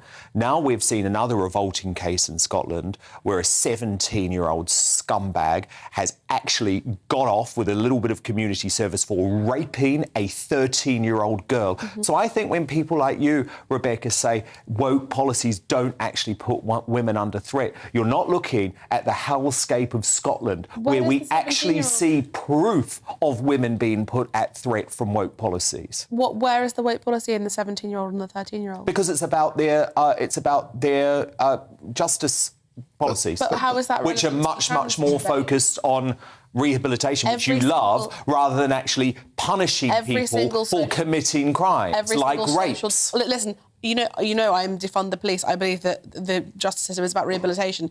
But every single social justice warrior on the internet was saying that 17-year-old, lock him up and throw away the key. Nobody thinks that's fair. Nobody thinks that's right. Yeah, but what I'm saying is that is a consequence of the wave of woke tyranny that Nicola Sturgeon's SNP has brought to Scotland. No. And so you say that I just talk about trans people, and I'm not just talking about trans people, I'm talking about women being under attack. Dan, how dare you suggest that it is woke policies that is making it harder to get conviction for rape in this country? Women have been being dismissed and belittled by the police force for decades in this country. The conviction rates have been woeful for decades. This is not a woke issue. This is a sexism issue, a discrimination issue, a slut-shaming issue, a massive issue with the way that women are treated in this country that has nothing to do with wokeness. Well, it absolutely is. It is because it is absolutely a not. woke, soft-on-crime policy in the Sturgeon SNP Scotland that has resulted in this guy being let off with a slap on the wrist and a few hours of community service for raping a 13-year-old girl. That is a fact. You can try and deny it. And yes, there are lots of other issues. Conviction rates have been woeful for the entirety of history. At what point, Rebecca, under which I think you're missing the point. was it good? This bloke was found guilty. He was found guilty. The judge was following the soft SNP law and order policies, and that's why he wasn't jailed. Decades. This is a continual problem. Do not use the way that women are treated in rape cases as a weapon to talk about wokeness. Well, I will. This has been a problem. I will, because in Scotland, this bloke was not sent to jail because of the soft-on-crime law and order policies introduced by the SNP. Are they getting better or worse under these policies? I think they're probably about the same. OK, final word, Christine. Well, just on talking about rape cases, it is incredibly difficult to get a prosecution in a rape case because in the vast majority of cases, only two people were present. And it is one person's word against another. Of course, but that is a different conversation because in this point, he was found guilty. Yes, no, I that is the understand difference. that. He was found guilty. He was not sent to prison because of the soft-on-crime SNP policies. Go and look at the case, Rebecca. Of sexism, because they looked at him and they said he was young and he had potential. The same reason Brock Turner got a slap on the wrist. The same reason that men have been given slaps on the wrist for decades. That is the same problem. It is not wokeness. Do you not see you're doing exactly what you just accused Dan of? Because he's saying it's down to wokeness, you're saying no, it's down to sexism. It is down to You're sexism. using your political lens to see the problem. I'm using my actual lived life experience of being a woman. That's wokeness right there. That's not wokeness, that's being a woman. Your lived experience doesn't counter the facts. You have got no idea what you're talking about, and I never get cross with you. No, I have. No idea. No, because you cannot say just because you have a lived experience that trumps all facts and knowledge. I'm not saying it because does. nobody can debate with that. Because then I can't have a conversation with you because I'm not a woman. You can have it. You are less informed on this topic than I am. Absolutely. How do you know?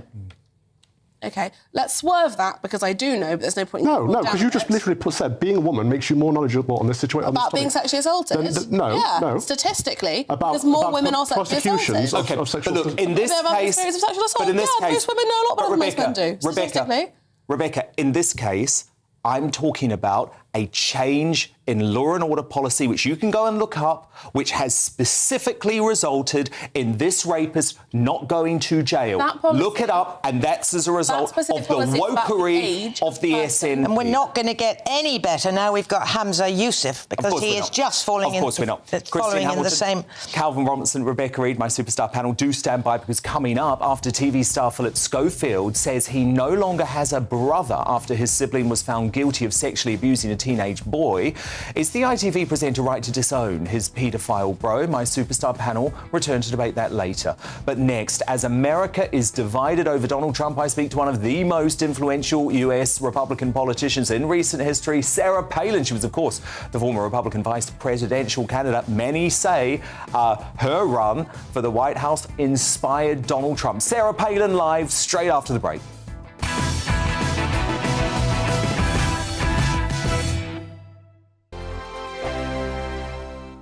I joined GB News because I was sick and tired of not hearing my views being represented, not just mine, but so many people that I knew and spoke to. I just couldn't get my voice out there. I couldn't say anything. I couldn't do anything. Whatever the narrative was, I kind of had to follow it. GB News is there to provide a voice for those who have been ignored by the establishment media. We think different things, we've got a different style. GB News is here to be optimistic and positive about the future. It's real kind of dynamic and flowing, with the audience very much at the heart of it, like a big family. Here at GB News, we talk about the things that matter to you. Hearing the voices from right across our towns and cities, especially our towns. All sides of the argument represented with a heavy dose of opinion. We're on a mission here to make a difference. And the GB News family really is here for you, and whatever time of day you can watch or listen. Britain's watching. Britain's watching. We're proud to be GB News, the People's Channel. Britain's news channel. Monday to Thursday, 9 p.m. till 11 p.m. Join me, Dan Wootton. I'll bring you the sharpest takes and hottest debates. Do you not believe in prisons? I don't believe in prisons. I'm completely stunned. I guarantee you there'll be no spin, no bias, no censorship. I actually was personally quite offended by it. And no reason to go to bed. So I guess they've always been quite woke. That's Dan Wootton tonight on TV, radio and online. Monday to Thursday from 9 p.m. till 11 p.m. on GB News, the People's Channel, Britain's news channel. We are GB News, the People's Channel. And right across the United Kingdom. You can find us on Sky Channel 512. Virgin Media Channel 604. Freesat Channel 216. Freeview Channel 236. And YouView Channel 236. You can also take us with you on DAB Plus Radio. With the GB News app and at the website gbnews.uk. We're absolutely everywhere. Come join us on GB News, the People's Channel, Britain's news channel. Start the day with GB News. We catch up on all the big stories you didn't hear the night before. And take a look at what the world's talking about this morning. That's right, Monday to Thursdays from 6 o'clock. It's Breakfast with Eamon and Isabel. Straight after breakfast, join us, Bev Turner and Andrew Pearce. We're going to take you through till noon.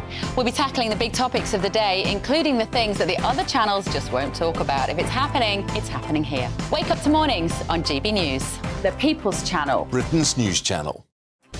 New to GB News is the Saturday 5. Join us every Saturday from 8 p.m. as we debate the week's stories, controversies and issues. With us four, plus a special guest. It's 5 times the opinion, 5 times the debate, and 5 times the fun. The Saturday 5. Saturday nights from 8. Only on GB News, the People's Channel. Britain's news channel. You could wink at the end. I can't Britain's wink. Listening. I'm Mark White. As GB News Home and Security Editor, I cover those key issues that are so important to you. Our authorities, our communities doing all they can to combat violent crime. With the public services under unbearable strain, why are we still failing to control our borders? Defence, the first priority of any government, has been continually hollowed out. Can we trust our politicians to protect the armed forces? Join me, Mark White, on GB News.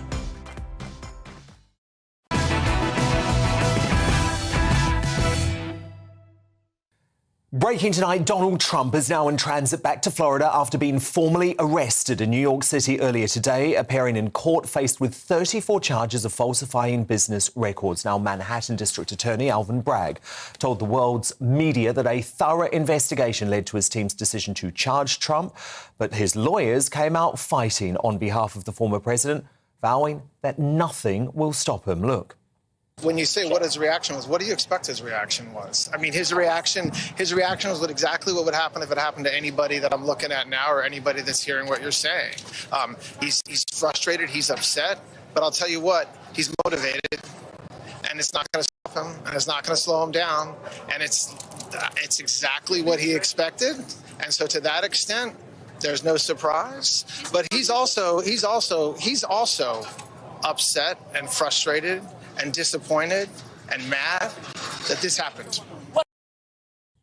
Well, I'm joined now by the woman who many say inspired Donald Trump's run for the White House, the former Republican vice presidential candidate and former governor of Alaska, Sarah Palin. So, Sarah, wow, what a sad day for your country. I, earlier in the show, described this as a political prosecution. Do you agree?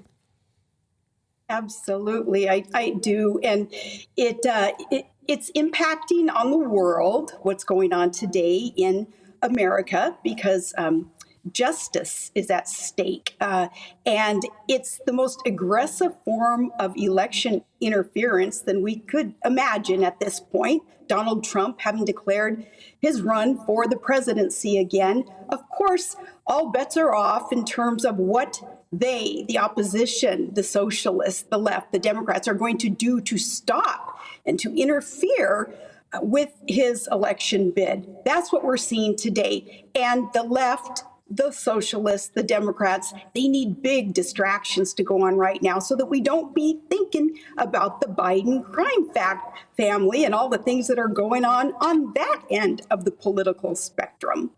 So they're not going to stop until they destroy him, Sarah Palin? Yeah, bingo, exactly.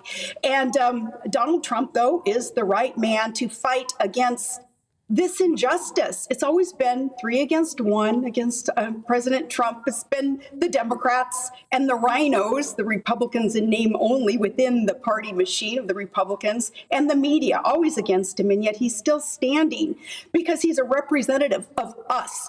Just Joe Sixpack, the normal American, the patriot, the common sense constitutional conservative, who just wants government off our back, get it back on our side and allow our freedoms. Donald Trump represents that for us. So, yeah, the left will do whatever they can to destroy this man, but he's the right man to fight it because he used this as fuel to fight even harder for what's right. Well, Governor Palin, isn't this backfiring spectacularly on the Democrats at the moment? Because if you look at the polling, Donald Trump is far more popular than he's been for months and months and months. The Florida governor, Ron DeSantis, who was considering a run or is considering a run against Trump in the Republican primaries, his support has plummeted.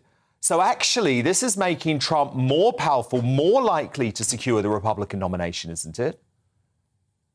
Exactly. The tactics of the left trying to destroy Donald Trump, it's biting him in the butt. Not only tangible evidence of that being millions of dollars being raised for Trump's campaign just in the last few days based on the allegations and now the indictment, but also talk to the man on the street over here in the U.S. and people say, you know, even if I wasn't a big fan of Trump's, I don't like to see people falsely accused. I feel like I could be there. If they can do this to a former president, what can they do to us who don't have the defense that President Trump has at his fingertips? Thankfully, he does. People feel for him, not just as a person, knowing he's just beat up every doggone day and still standing, but when we put ourselves in his shoes, we realize how fragile the law and order foundation of America is today when you can see these false charges being brought against him. And we are going to find that these are false charges. This is a victimless crime. This is a woman who sold herself for sex, being believed over Stormy Daniels, attorneys, even her own attorney, who say that what's been alleged didn't happen. And I don't know, we're going to see that it's a baseless case against Donald Trump, and he's going to be victorious. But more importantly, America will be victorious through this because we will prove that law and order, our rule of law, blind justice will prevail in this country once he wins. Do you think Donald Trump can be president again, despite all of the drama surrounding these various legal cases? I not only think that, I'm more confident than ever. As you have suggested already, support for him has been bolstered by these charges and the circus that is going on, and the rest of the world laughing at America, what's going on today. Because again, we do recognize, and the majority of Americans recognize, that this is just a big distraction.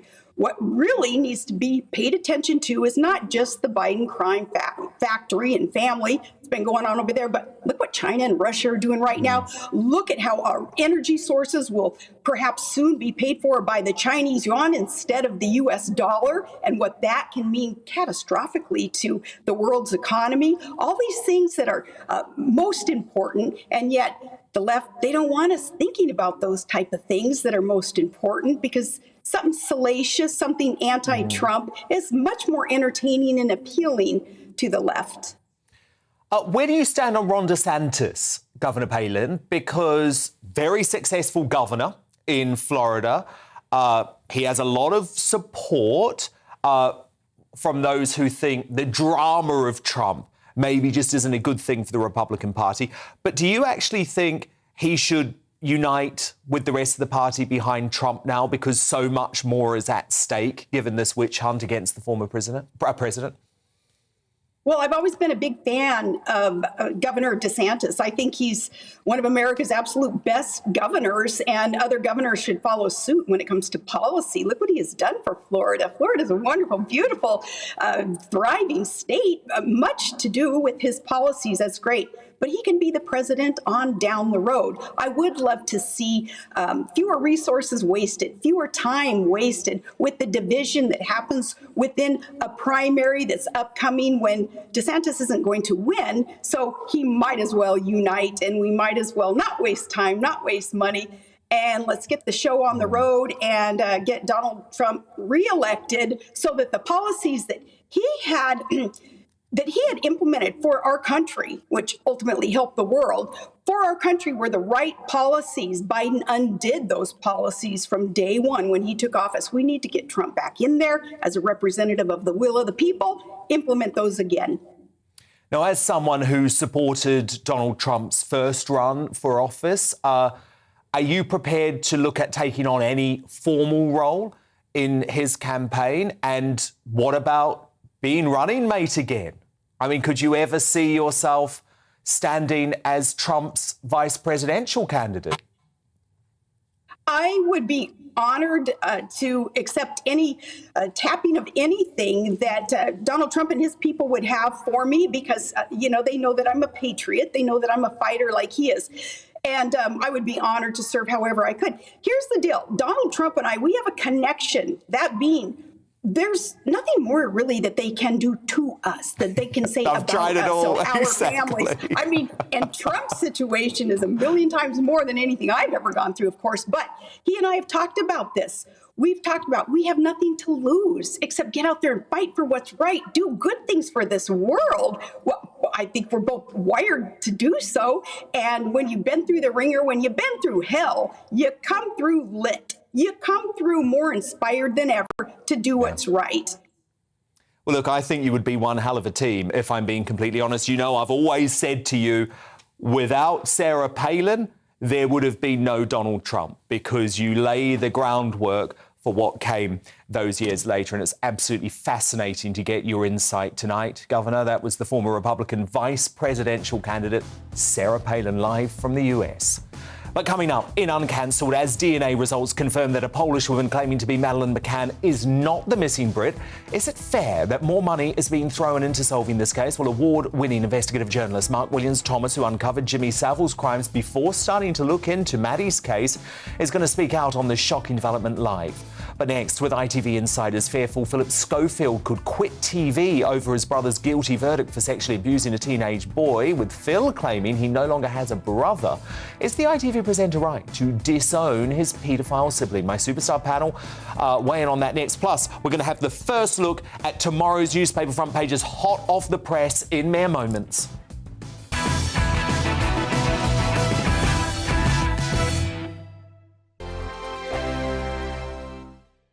I joined GB News because I was sick and tired of not hearing my views being represented, not just mine, but so many people that I knew and spoke to. I just couldn't get my voice out there. I couldn't say anything. I couldn't do anything. Whatever the narrative was, I kind of had to follow it. GB News is there to provide a voice for those who have been ignored by the establishment media. We think different things. We've got a different style. GB News is here to be optimistic and positive about the future. It's real kind of dynamic and flowing, with the audience very much at the heart of it, like a big family.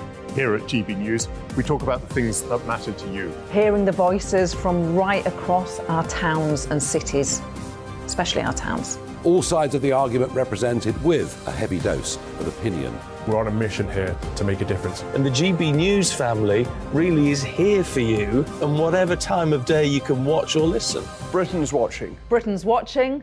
We're proud to be GB News, the People's Channel, Britain's news channel. Westminster is going around in ever-decreasing circles, followed by the media. Britain is broken. How on earth did we get into this mess? But more importantly, how do we get out of it? Join me at 7 p.m, Mondays to Thursdays on Farage, here on GB News. We will have open, rational debate. We've got to work out how Britain moves forward from this. Join us here on GB News, the People's Channel. Britain is watching. You've probably seen politicians interviewed 1,000 times, but we do it differently. We find out who they really are, we don't shout, we chat, and hopefully we bring a bit of light, not just heat. Did you know Kate Moss? Apparently. Do you have a pair of jeans or a pair of jeans? No, of course I don't. What would I do with them? My friends are like, oh my God, what's she doing now? Join me every Sunday at 6 for Gloria Meets, only on GB News, the People's Channel, Britain's news channel. I'm Jacob Rees-Mogg, the Member of Parliament for North East Somerset and a former government minister. For years, I've walked the corridors of power in both Westminster and the City of London. I campaigned in the largest democratic vote in our island story. I know this country has so much to be proud of. We need to have the arguments, the discussions on how we make it better. The wisdom of the nation is in its people. Vox Populi, Vox Dei. That's why I'm joining the People's Channel. Join me Monday to Thursday at 8 p.m. on GB News, Britain's news channel. I'm Mark White. As GB News Home and Security Editor, I cover those key issues that are so important to you. Our authorities, our communities doing all they can to combat violent crime. With the public services under unbearable strain, why are we still failing to control our borders? Defence, the first priority of any government, has been continually hollowed out. Can we trust our politicians to protect the armed forces? Join me, Mark White, on GB News.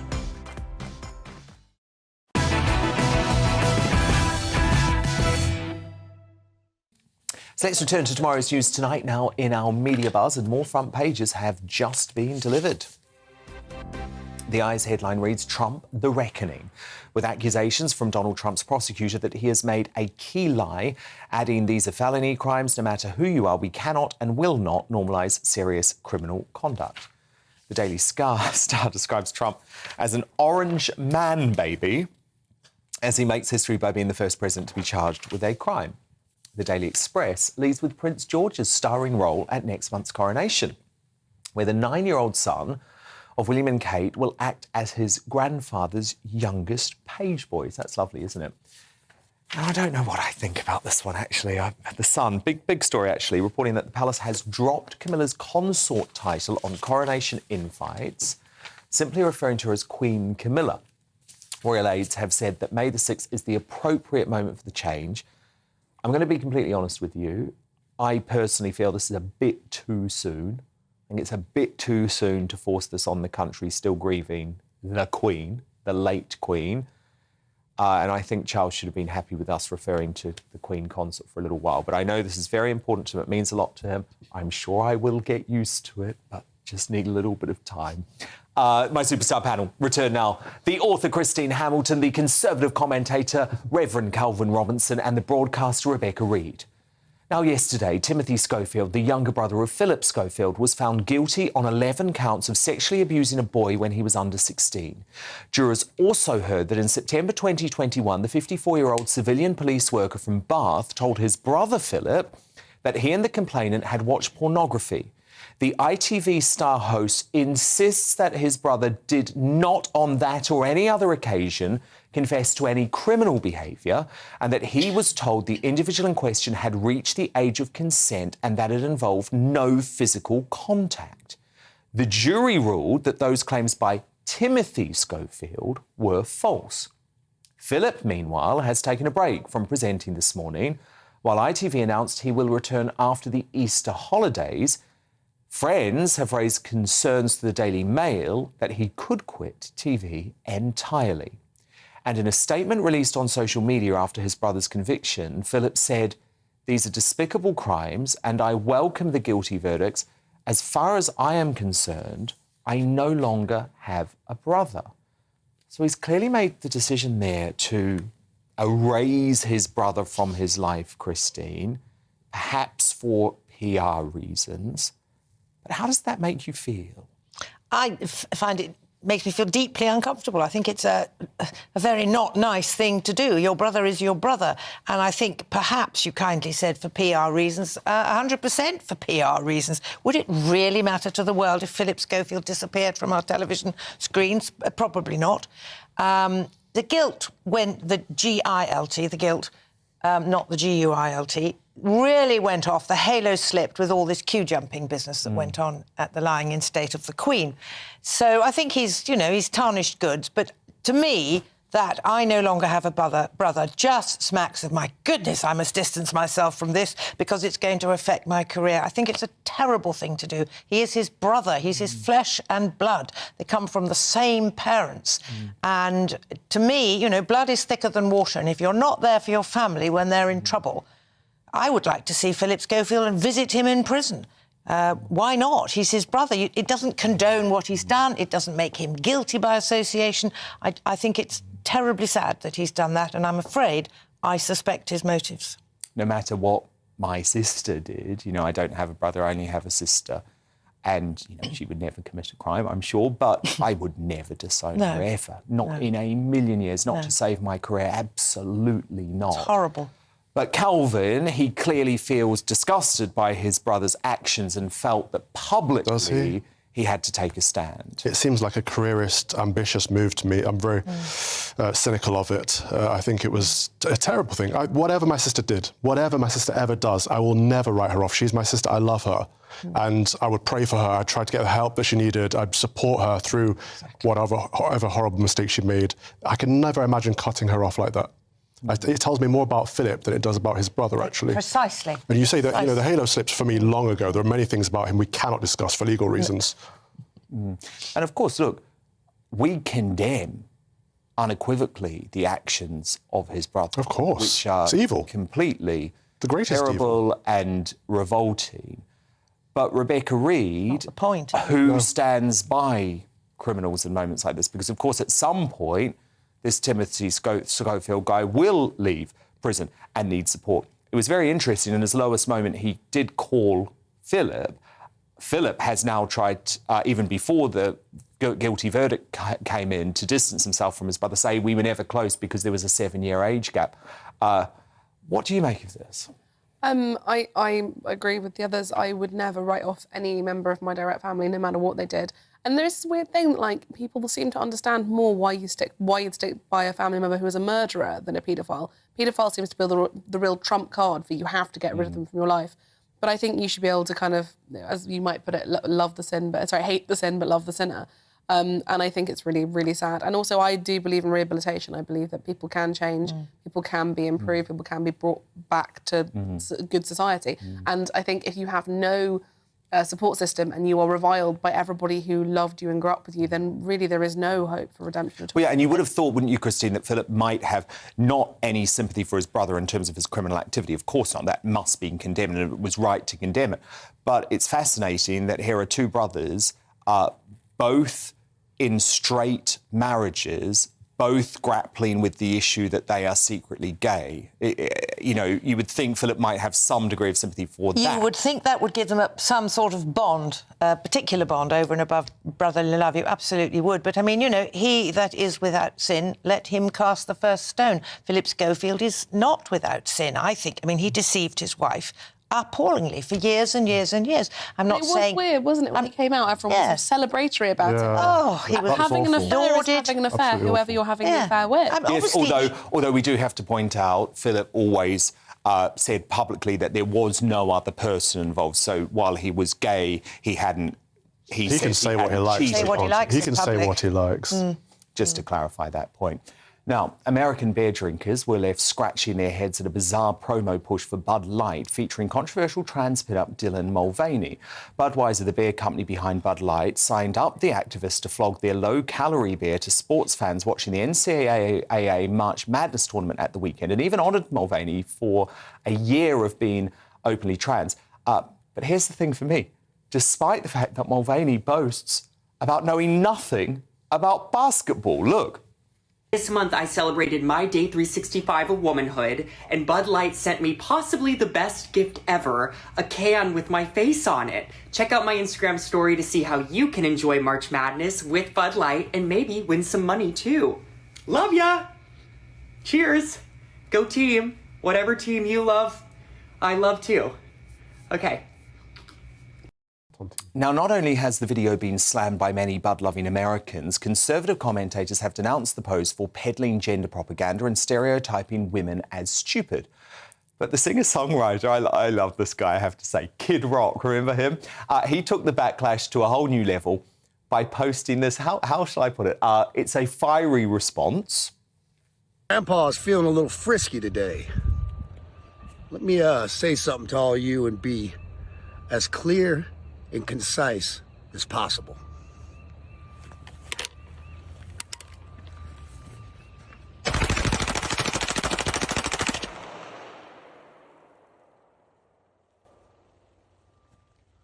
Bud Light and Anheuser-Busch. Have a terrific day. I guess that's what you call an ad campaign. Are those Missed the target. They were bud cans he was firing at. They Yes, were. which presumably okay. he had to purchase and has now advertised.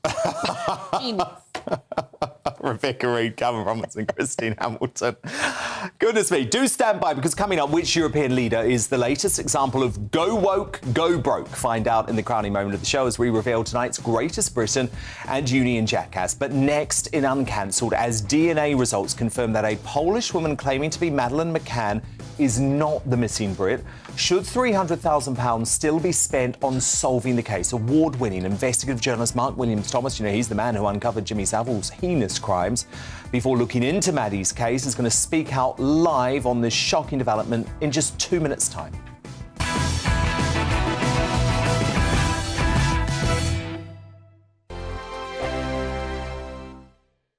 First and foremost, I am a GB News fan, and I was before I was working here. Just love the fact that we're asking the questions that a lot of establishment media won't ask. With a bit of a twist, we not only want to inform you, but we want to keep you entertained. It's worth the drive because you get in and the team's all ready and waiting, they're itching to go, and it's a proper little family. GB News is the People's Channel. It's the audience that makes the programme sing. We're giving our viewers and our listeners a voice. I see the thousands of your letters, tweets, emails, you name it, coming in. Britain is broken. How on earth did we get into this mess? But more importantly, how do we get out of it? The establishment had their chance. Now we're here to represent you. It's time for something different. It's time for GB News. I'm very patriotic. I believe in Britain. Our best days lie ahead. Britain's watching. Britain's watching. Join us here on GB News. The People's Channel. Britain's news channel. Monday to Thursday, 9 p.m. till 11 p.m. Join me, Dan Wootton. I'll bring you the sharpest takes and hottest debates. Do you not believe in prison? I don't believe in prison. I'm completely stunned. I guarantee you there'll be no spin, no bias, no censorship. I actually was personally quite offended by it. And no reason to go to bed. So I guess they've always been quite woke. That's Dan Wootton tonight on TV, radio and online. Monday to Thursday from 9 p.m. till 11 p.m. on GB News. The People's Channel, Britain's news channel. I'm Simon Evans. Join me on GB News for Headliners at 11 p.m. What's the scoop? I'll be joined by two of the country's top comedians. That's right. As we take a look at tomorrow's newspapers tonight. We're going to get into trouble. If it's a big story, we'll be covering it. Spill some tea on him. There we go. But we'll also have some fun. I wouldn't stick up a bank. My father didn't love me. So anyway. Headliners every night from 11 on GB News, the People's Channel, Britain's news channel.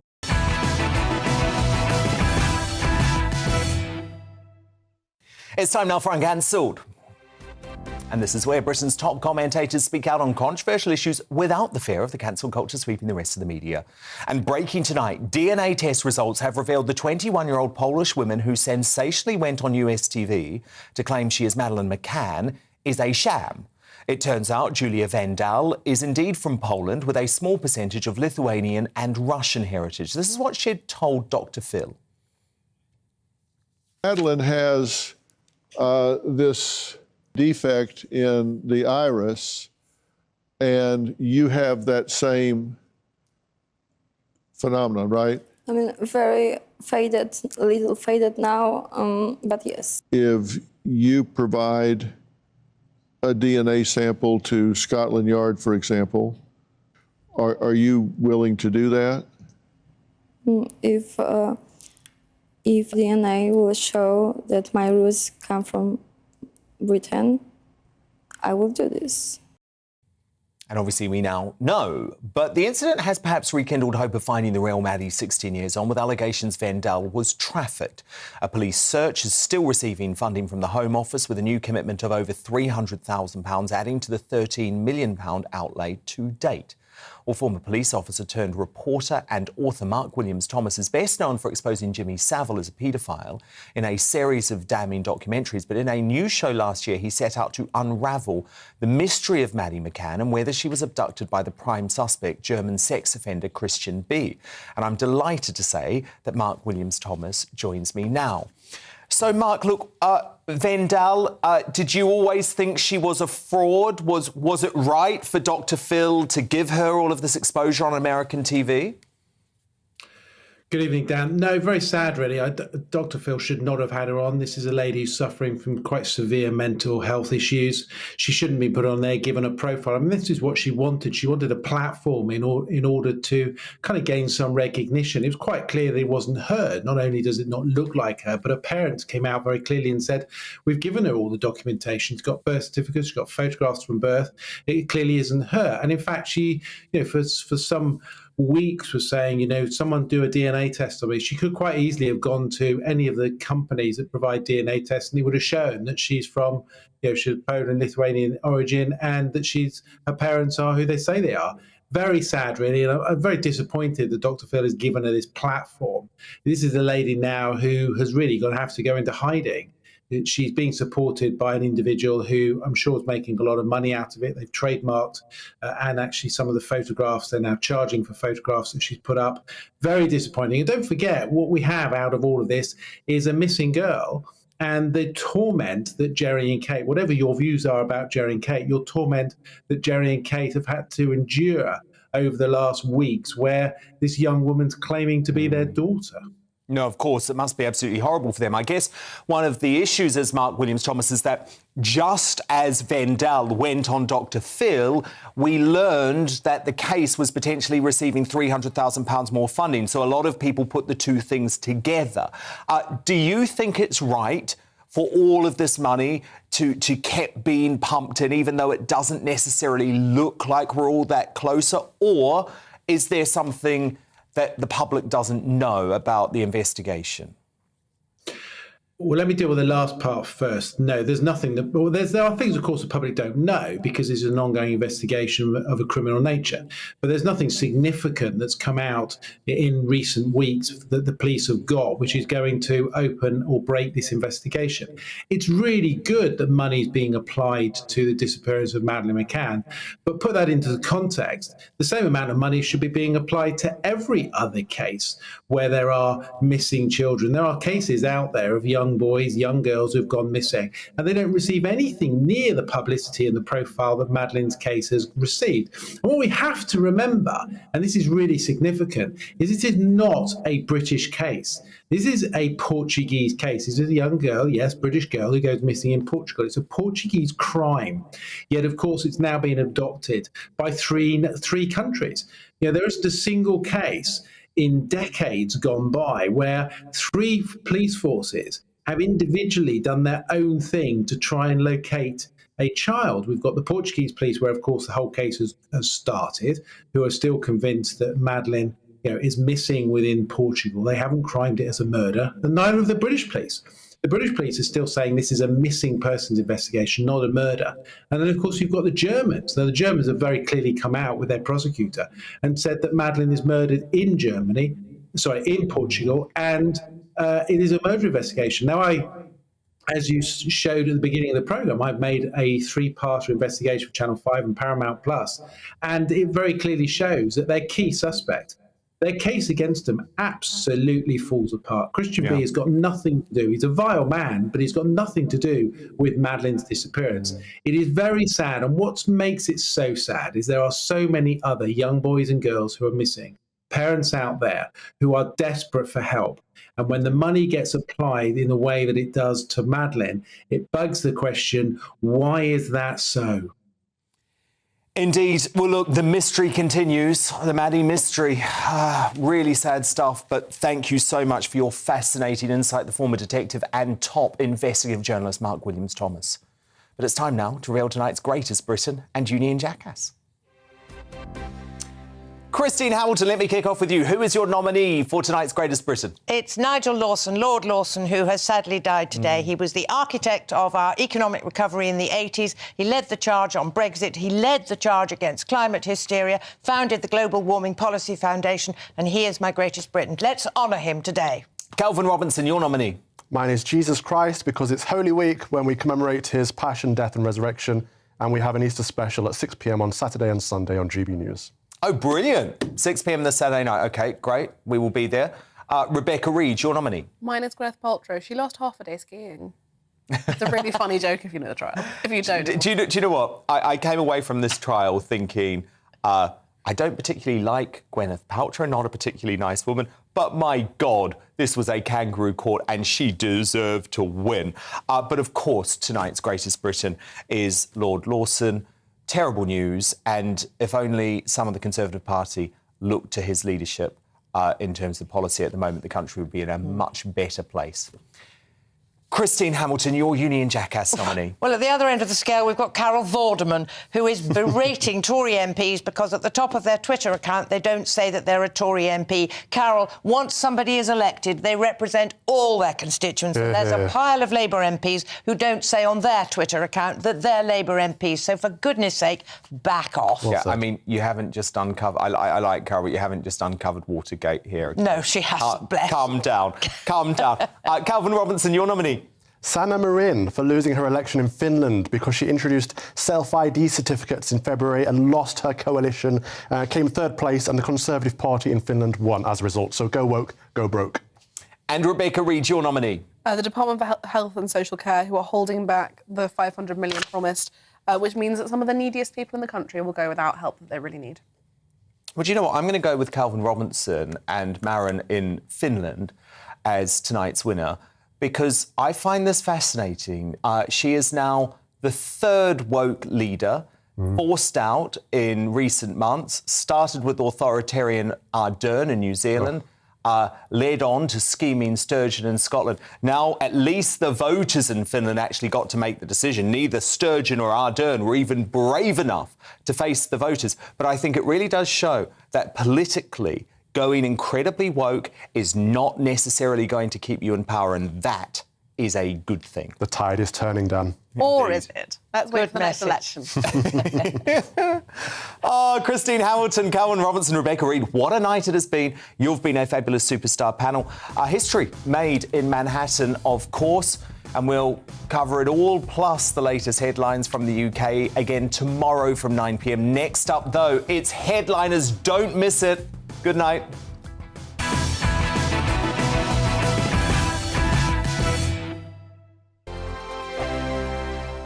I joined GB News because I was sick and tired of not hearing my views being represented, not just mine, but so many people that I knew and spoke to. I just couldn't get my voice out there. I couldn't say anything. I couldn't do anything. Whatever the narrative was, I kind of had to follow it. GB News is there to provide a voice for those who have been ignored by the establishment media. We think different things, we've got a different style. GB News is here to be optimistic and positive about the future. It's real kind of dynamic and flowing, with the audience very much at the heart of it, like a big family.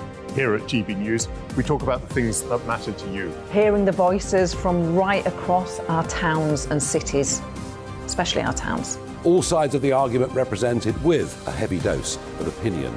We're on a mission here to make a difference. And the GB News family really is here for you, and whatever time of day you can watch or listen. Britain's watching. Britain's watching. We're proud to be GB News. The People's Channel. Britain's news channel.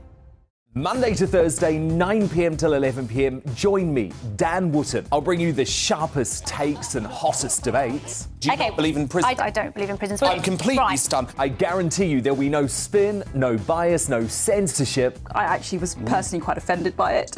And no reason to go to bed. So I guess they've always been quite woke. That's Dan Wootton tonight on TV, radio and online. Monday to Thursday from 9 p.m. till 11 p.m. on GB News. The People's Channel, Britain's news channel.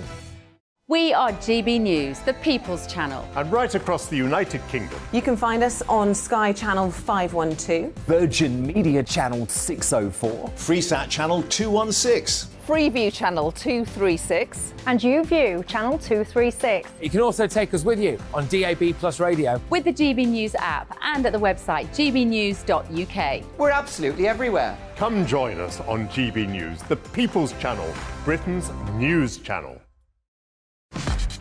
Start the day with GB News. We catch up on all the big stories you didn't hear the night before. And take a look at what the world's talking about this morning. That's right, Monday to Thursdays from 6 o'clock. It's Breakfast with Eamon and Isabel. Straight after breakfast, join us, Bev Turner and Andrew Pearce. We're going to take you through till noon. We'll be tackling the big topics of the day, including the things that the other channels just won't talk about. If it's happening here. Wake up to mornings on GB News, the People's Channel. Britain's news channel. New to GB News is the Saturday 5. Join us every Saturday from 8 p.m. as we debate the week's stories, controversies and issues. With us four, plus a special guest. It's 5 times the opinion, 5 times the debate, and 5 times the fun. The Saturday 5.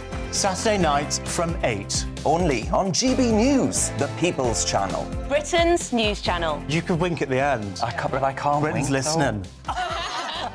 I'm Mark White. As GB News Home and Security Editor, I cover those key issues that are so important to you. Our authorities, our communities doing all they can to combat violent crime. With the public services under unbearable strain, why are we still failing to control our borders? Defence, the first priority of any government, has been continually hollowed out. Can we trust our politicians to protect the armed forces? Join me, Mark White, on GB News.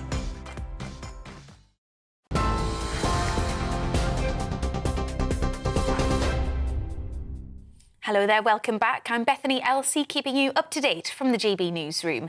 History has been made in the US as Donald Trump has been formally arrested and has personally pleaded not guilty to 34 criminal charges in a New York court. He's the first former US president to be charged with a criminal offence. He was indicted on 34 counts of falsifying business records, as well as covering up hush money payments during his 2016 election campaign. He denies all the allegations. Prosecutors say they'll request a trial in January next year, but Mr. Trump's lawyer called that timeline aggressive and asked for a date in spring.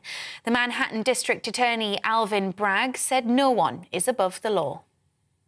Under New York state law, it is a felony to falsify business records with intent to defraud and an intent to conceal another crime. That is exactly what this case is about. 34 false statements made to cover up other crimes. These are felony crimes in New York State, no matter who you are. We cannot and will not normalize serious criminal conduct. Court documents detailing Donald Trump's indictment have been released to the public, a move his lawyer has described as wrong, saying it shows the rule of law has now died in the US. They accused the former president of suppressing hush money payments of $120,000 and £105,000 to 2 women, one of whom is the adult film star Stormy Daniels.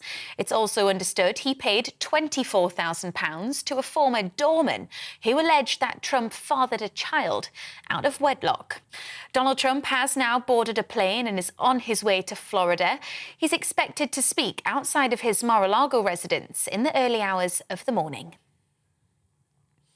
In other news, Finland has officially become the 31st member of the NATO military alliance.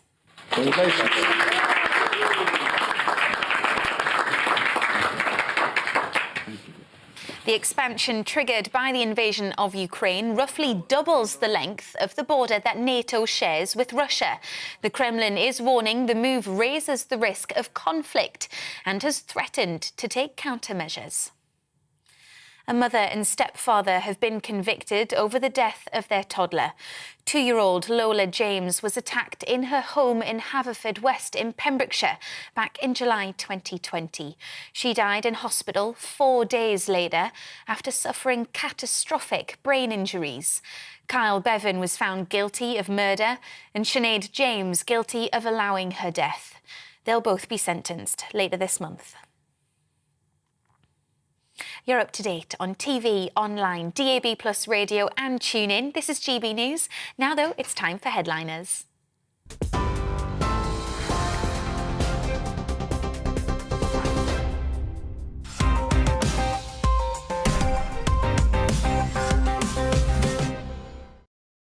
Hello and welcome to Headliners. I'm Simon Evans. Joining me tonight to go through Wednesday's newspapers, we have two comics who haven't left the studio since yesterday's show.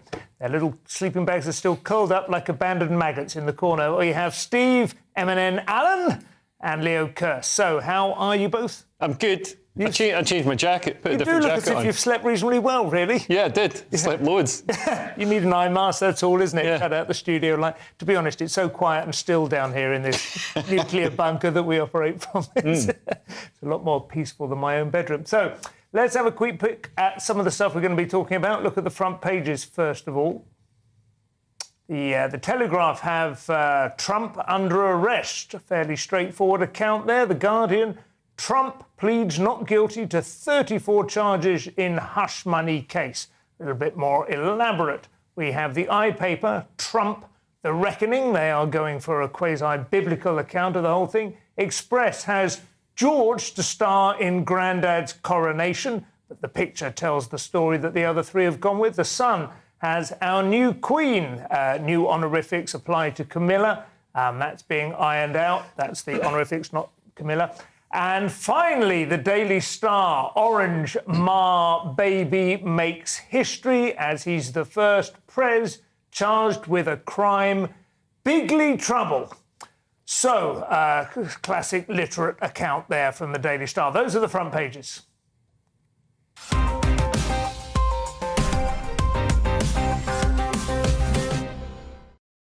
So let us kick off with the Times. Yeah.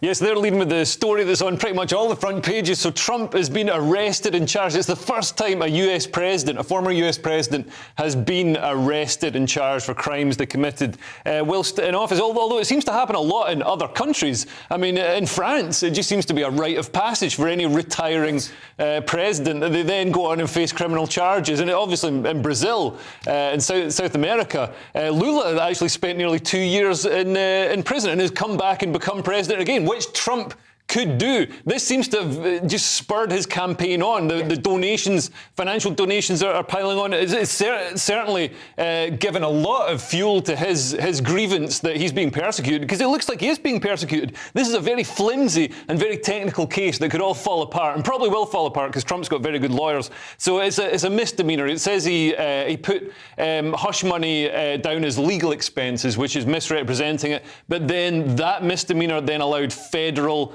offences around campaign finance to occur, but it's completely untested. I think they've made a huge mistake persecuting and prosecuting Trump like this. And as far as we know, I've not seen this in black and white yet. Actually serving jail time would not necessarily preclude him from running if he was to get through it and out the other side. He could be like one of those rappers who records an album over the phone. You know, he can become president from jail. Well, the interesting thing would be if he does become president and is sent to jail, he could then commute his own sentence and get himself out. I mean, I'd love to see it. That would make the history books. Not that I necessarily want Trump to be president, but I'd want it just for that particular story. And it would stop him going to the stump and making a fool of himself, wouldn't it, in the run-up to the election as well. There was a point, I mean, I remember during 2015 even, let alone into 16, and he was building and building. I remember saying on various sort of platforms, what people didn't seem to understand was his followers loved the fact that he kept getting away with stuff. You know, everyone was just going, how can you possibly think like, yes, it was like Arsenal were down to 9 men, but still holding on. You know, you didn't think, well, they deserve to be sent off. Yeah. I mean, I'm no legal expert. I certainly think, no one's talked about this, but there's a legal case to say he should get that hush money back. Because if one thing that's not happened is hush. But you know what? If you've committed a crime, you can be held accountable for it. Everyone seems to be having these side arguments, these distraction conversations about whether it is political, whether other people weren't held to account for the same thing. Surely the general rule is, if you're guilty of a thing, you can be found guilty of a thing. That is true in America, but we talked about this last night to some extent, but, you know, there is such a history of American presidents having this kind of thing go on. Trump has been portrayed as somebody who is simply, you know, a philandering fool, you know, whereas Kennedy and Clinton, to name but two, were at least as bad on this particular front. And it seems a weird thing to try and get him on when it's such a flimsy case, when there are other things. I mean, there are a lot of cases, criminal and civil, I believe, being held against Trump. And some of them are around election interference, which is a much more serious charge and a much more sort of clear-cut and with a lot of precedent thing to prove. Yeah. Well, let's have a look at the Telegraph now, see what we've got there. They go with this, well, they also have Trump under arrest because everyone has to have this picture, but then they also speak of the PM to protect biological women under change to the equality law by changing, when it says sex, they will say biological sex, clarifying. I still can't look at the phrase biological women and think of it as just a normal way of describing women. I mean, it still sounds like a kind of washing powder or something. Very non-bio sounds like a slur. People only say biological for washing powder or warfare, and now it will be for women. The third category. Three category. Like things that come in bunches, but you can't say the third one of those.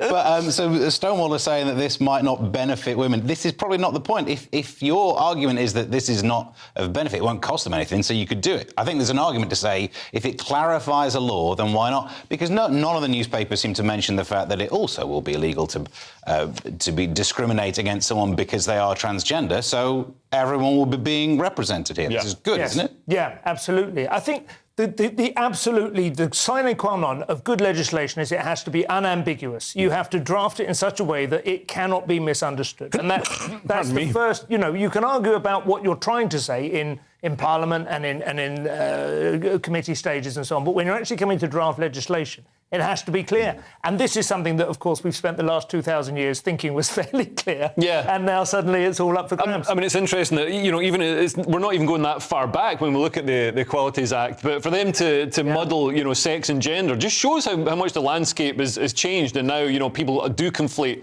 sex with gender. But there will now be, I think there have already been people, although I don't know whether they would have very high rank or status in this dispute, you know, at a governmental level, who are saying, so does biological mean XY chromosomes, or XX chromosomes, or does biological mean they've had significant enough surgery? Oh man, we need the Bible to come back. You know, I never believed in God till now. Now I think Jesus, we need you more than ever. You know, this is the snake's doing. Well, Jordan Peterson would say the snake is DNA, wouldn't he? I think he used to say that was the double helix. Anyway, anything else on that front page we need to talk about, Steve? Well, we've covered the Trump thing and the biological redefinition. I mean, there's a story about golf breakaways getting upset. But I'm not too moved by that. Golf sale. What do you got on The Guardian, Leo? So The Guardian has the TikTok story. Yeah, TikTok is being fined £12.7 million for child data law breaches. This is the Information Commissioner's office says that 1 million children aged under 13, so 13 is the cutoff point for using the app, were using the platform in 2020, despite, you know, being forbidden from using it. And there have been some big fines levied against social media in recent years. So Instagram was fined £348 million by Irish regulators. Right, that's half their GDP, isn't it? What did they get it?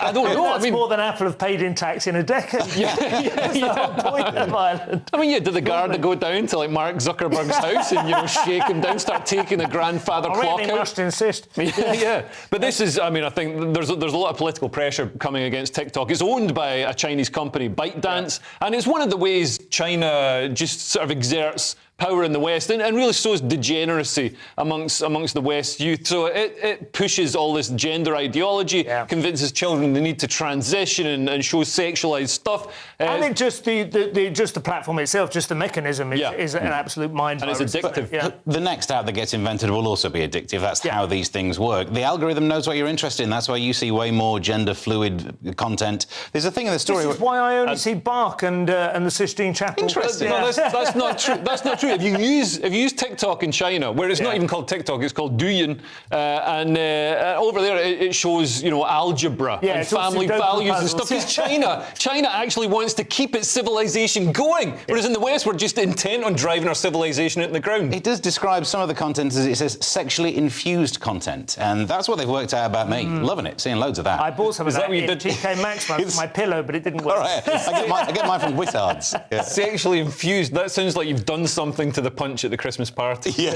exactly. And I love watching the videos. After you lit the candles. I think they should rename it Pickpock. I think that would be pickpocket. That would be because that's what it does, isn't it? It sneaks in and it's thief of time. Oh yeah, they're stealing data as well. So under Beijing's legislation, they can seize data from any Chinese company. So for all that TikTok say, oh no, we're not passing data to China under Chinese law, they are. Yeah. Well, I'm sure that one will run and run. Finally, we have The Sun and news on Camilla.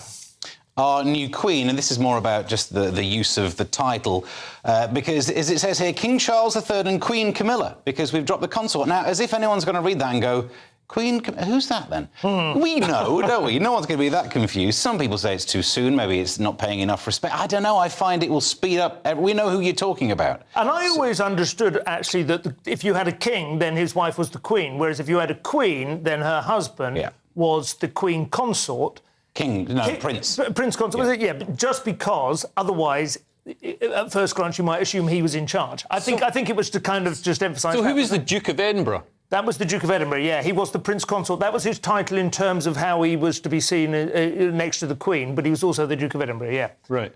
They've all got about 15 titles, well, What can we call her? Fiddle. Is she not the Earl of Spencer or something? I mean, what is she? If he was the Prince of Edinburgh, he was the Prince of She Wales. was the Duchess of Cornwall. Cornwall. Duchess of Cornwall, wasn't he? He had a number of them, yeah. But anyway, I mean, good luck to her. I think it will simplify things if they just say Queen. Well, that's the front pages.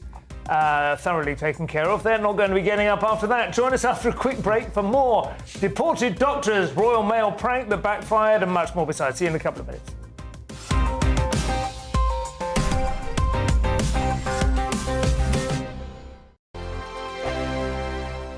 It's all about family, being in people's living rooms, all the interaction and getting to know who our viewers and listeners are. When I was young, my dad used to say, no, stop arguing. I wanted an outlet that would enable me to give my opinion. People are going through a really hard time right now, and I know that you don't feel like you're being listened to by the establishment. I came to GB News because it's the People's Channel, and I want the audience to have their say on the events of the day. We're dynamic. We do something different. Democracy shows that the wisdom of the nation is in its people. I get to travel to find out what the story is from a personal perspective. The British people aren't fools. We know when we're not being told the full story. We've got to work out how Britain moves forward from this. It's the best country in the world. The establishment had their chance. Now we're here to represent your views. Britain's watching. Britain's watching. Britain's watching. We're proud to be GB News. The People's Channel. Britain's news channel. Hello, I'm Michelle Dewberry, and you can join me every weekday 6 till 7 on Jubes and Kerr. You're an inspiration to us all. Clip that bit off. Well, you are. That's my ringtone. My political ambitions those days are gone, I can tell you. She's only teasing. Go on. He's probably going to want to lay down now. I'll give him 2 minutes to have one. Let's respectfully disagree. That's what we like on Jubes and Kerr. Come and join us. GB News, the People's Channel. Michelle Dewberry, weekday evenings at 6 o'clock. Start the day with GB News. We catch up on all the big stories you didn't hear the night before. And take a look at what the world's talking about this morning. That's right, Monday to Thursdays from 6 o'clock. It's Breakfast with Eamon and Isabel. Straight after breakfast, join us, Bev Turner and Andrew Pearce. We're going to take you through till noon. We'll be tackling the big topics of the day, including the things that the other channels just won't talk about. If it's happening here. Wake up to mornings on GB News, the People's Channel. Britain's news channel. I'm Simon Evans. Join me on GB News for Headliners at 11 p.m. What's the scoop? I'll be joined by 2 of the country's top comedians. That's right. As we take a look at tomorrow's newspapers tonight. We're going to get into trouble. If it's a big story, we'll be covering it. Spill some tea on him. There we go. But we'll also have some fun. I wouldn't stick up a bank. My father didn't love me. So anyway, Headliners every night from 11 on GB News, the People's Channel, Britain's news channel. We've got a brand new lineup every Saturday night on GB News. From 6 p.m, I'll give you my unique take on the world today. Then at 7, it's me, Calvin Robinson, with my Common Sense Crusade. New to GB News is the Saturday 5. 5 times the opinion. Join us every Saturday from 8 p.m. as we debate the week's stories. With us 4, plus a special guest. And at 9, of course, it's Mark Dolan Tonight. Brand new Saturday nights on GB News, Britain's news channel.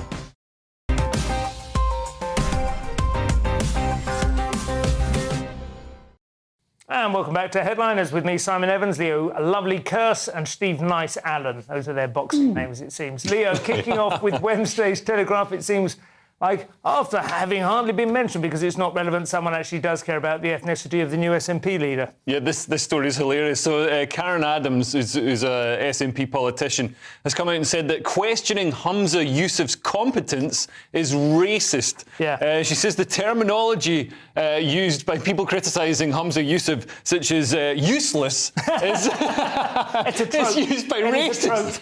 Used by racists all the time. It's a racist trope. I mean, you can't make this stuff up. I mean, if you could make this stuff up, you could probably get employed by the SNP as a speechwriter. And she says she feared the misogyny Nicola Sturgeon endured has now flipped to racism towards Hunt. I don't think there's misogyny towards Nicola Sturgeon. I'm not even sure Nicola Sturgeon was a woman or even a human. It was misandry, if anything, wasn't it? The suspicion was that she was not womanly enough. Yeah, and the criticism of Humza Yousaf is generally completely justified. He's just left his post as Health Secretary, and new figures have just been published showing that cancer waiting times in Scotland have fallen to their worst ever level, while delayed discharges and A&E figures were also desperate. And that's on top of 3.5 times the drug deaths of the rest of the UK, the lowest life expectancy. It's an absolute car crash. The SNPs, because they've just focused on independence, they've lost sight of any other metric that a government should be measured on. And I would also add, for me, the most important criticism of Yousaf is he has a nasty authoritarian streak, which is demonstrated beyond any kind of, I think, reasonable doubt with his hate crime legislation. I love this phrase, which, before I bring you in, Steve, she says, just to be clear, calling somebody lazy who clearly isn't is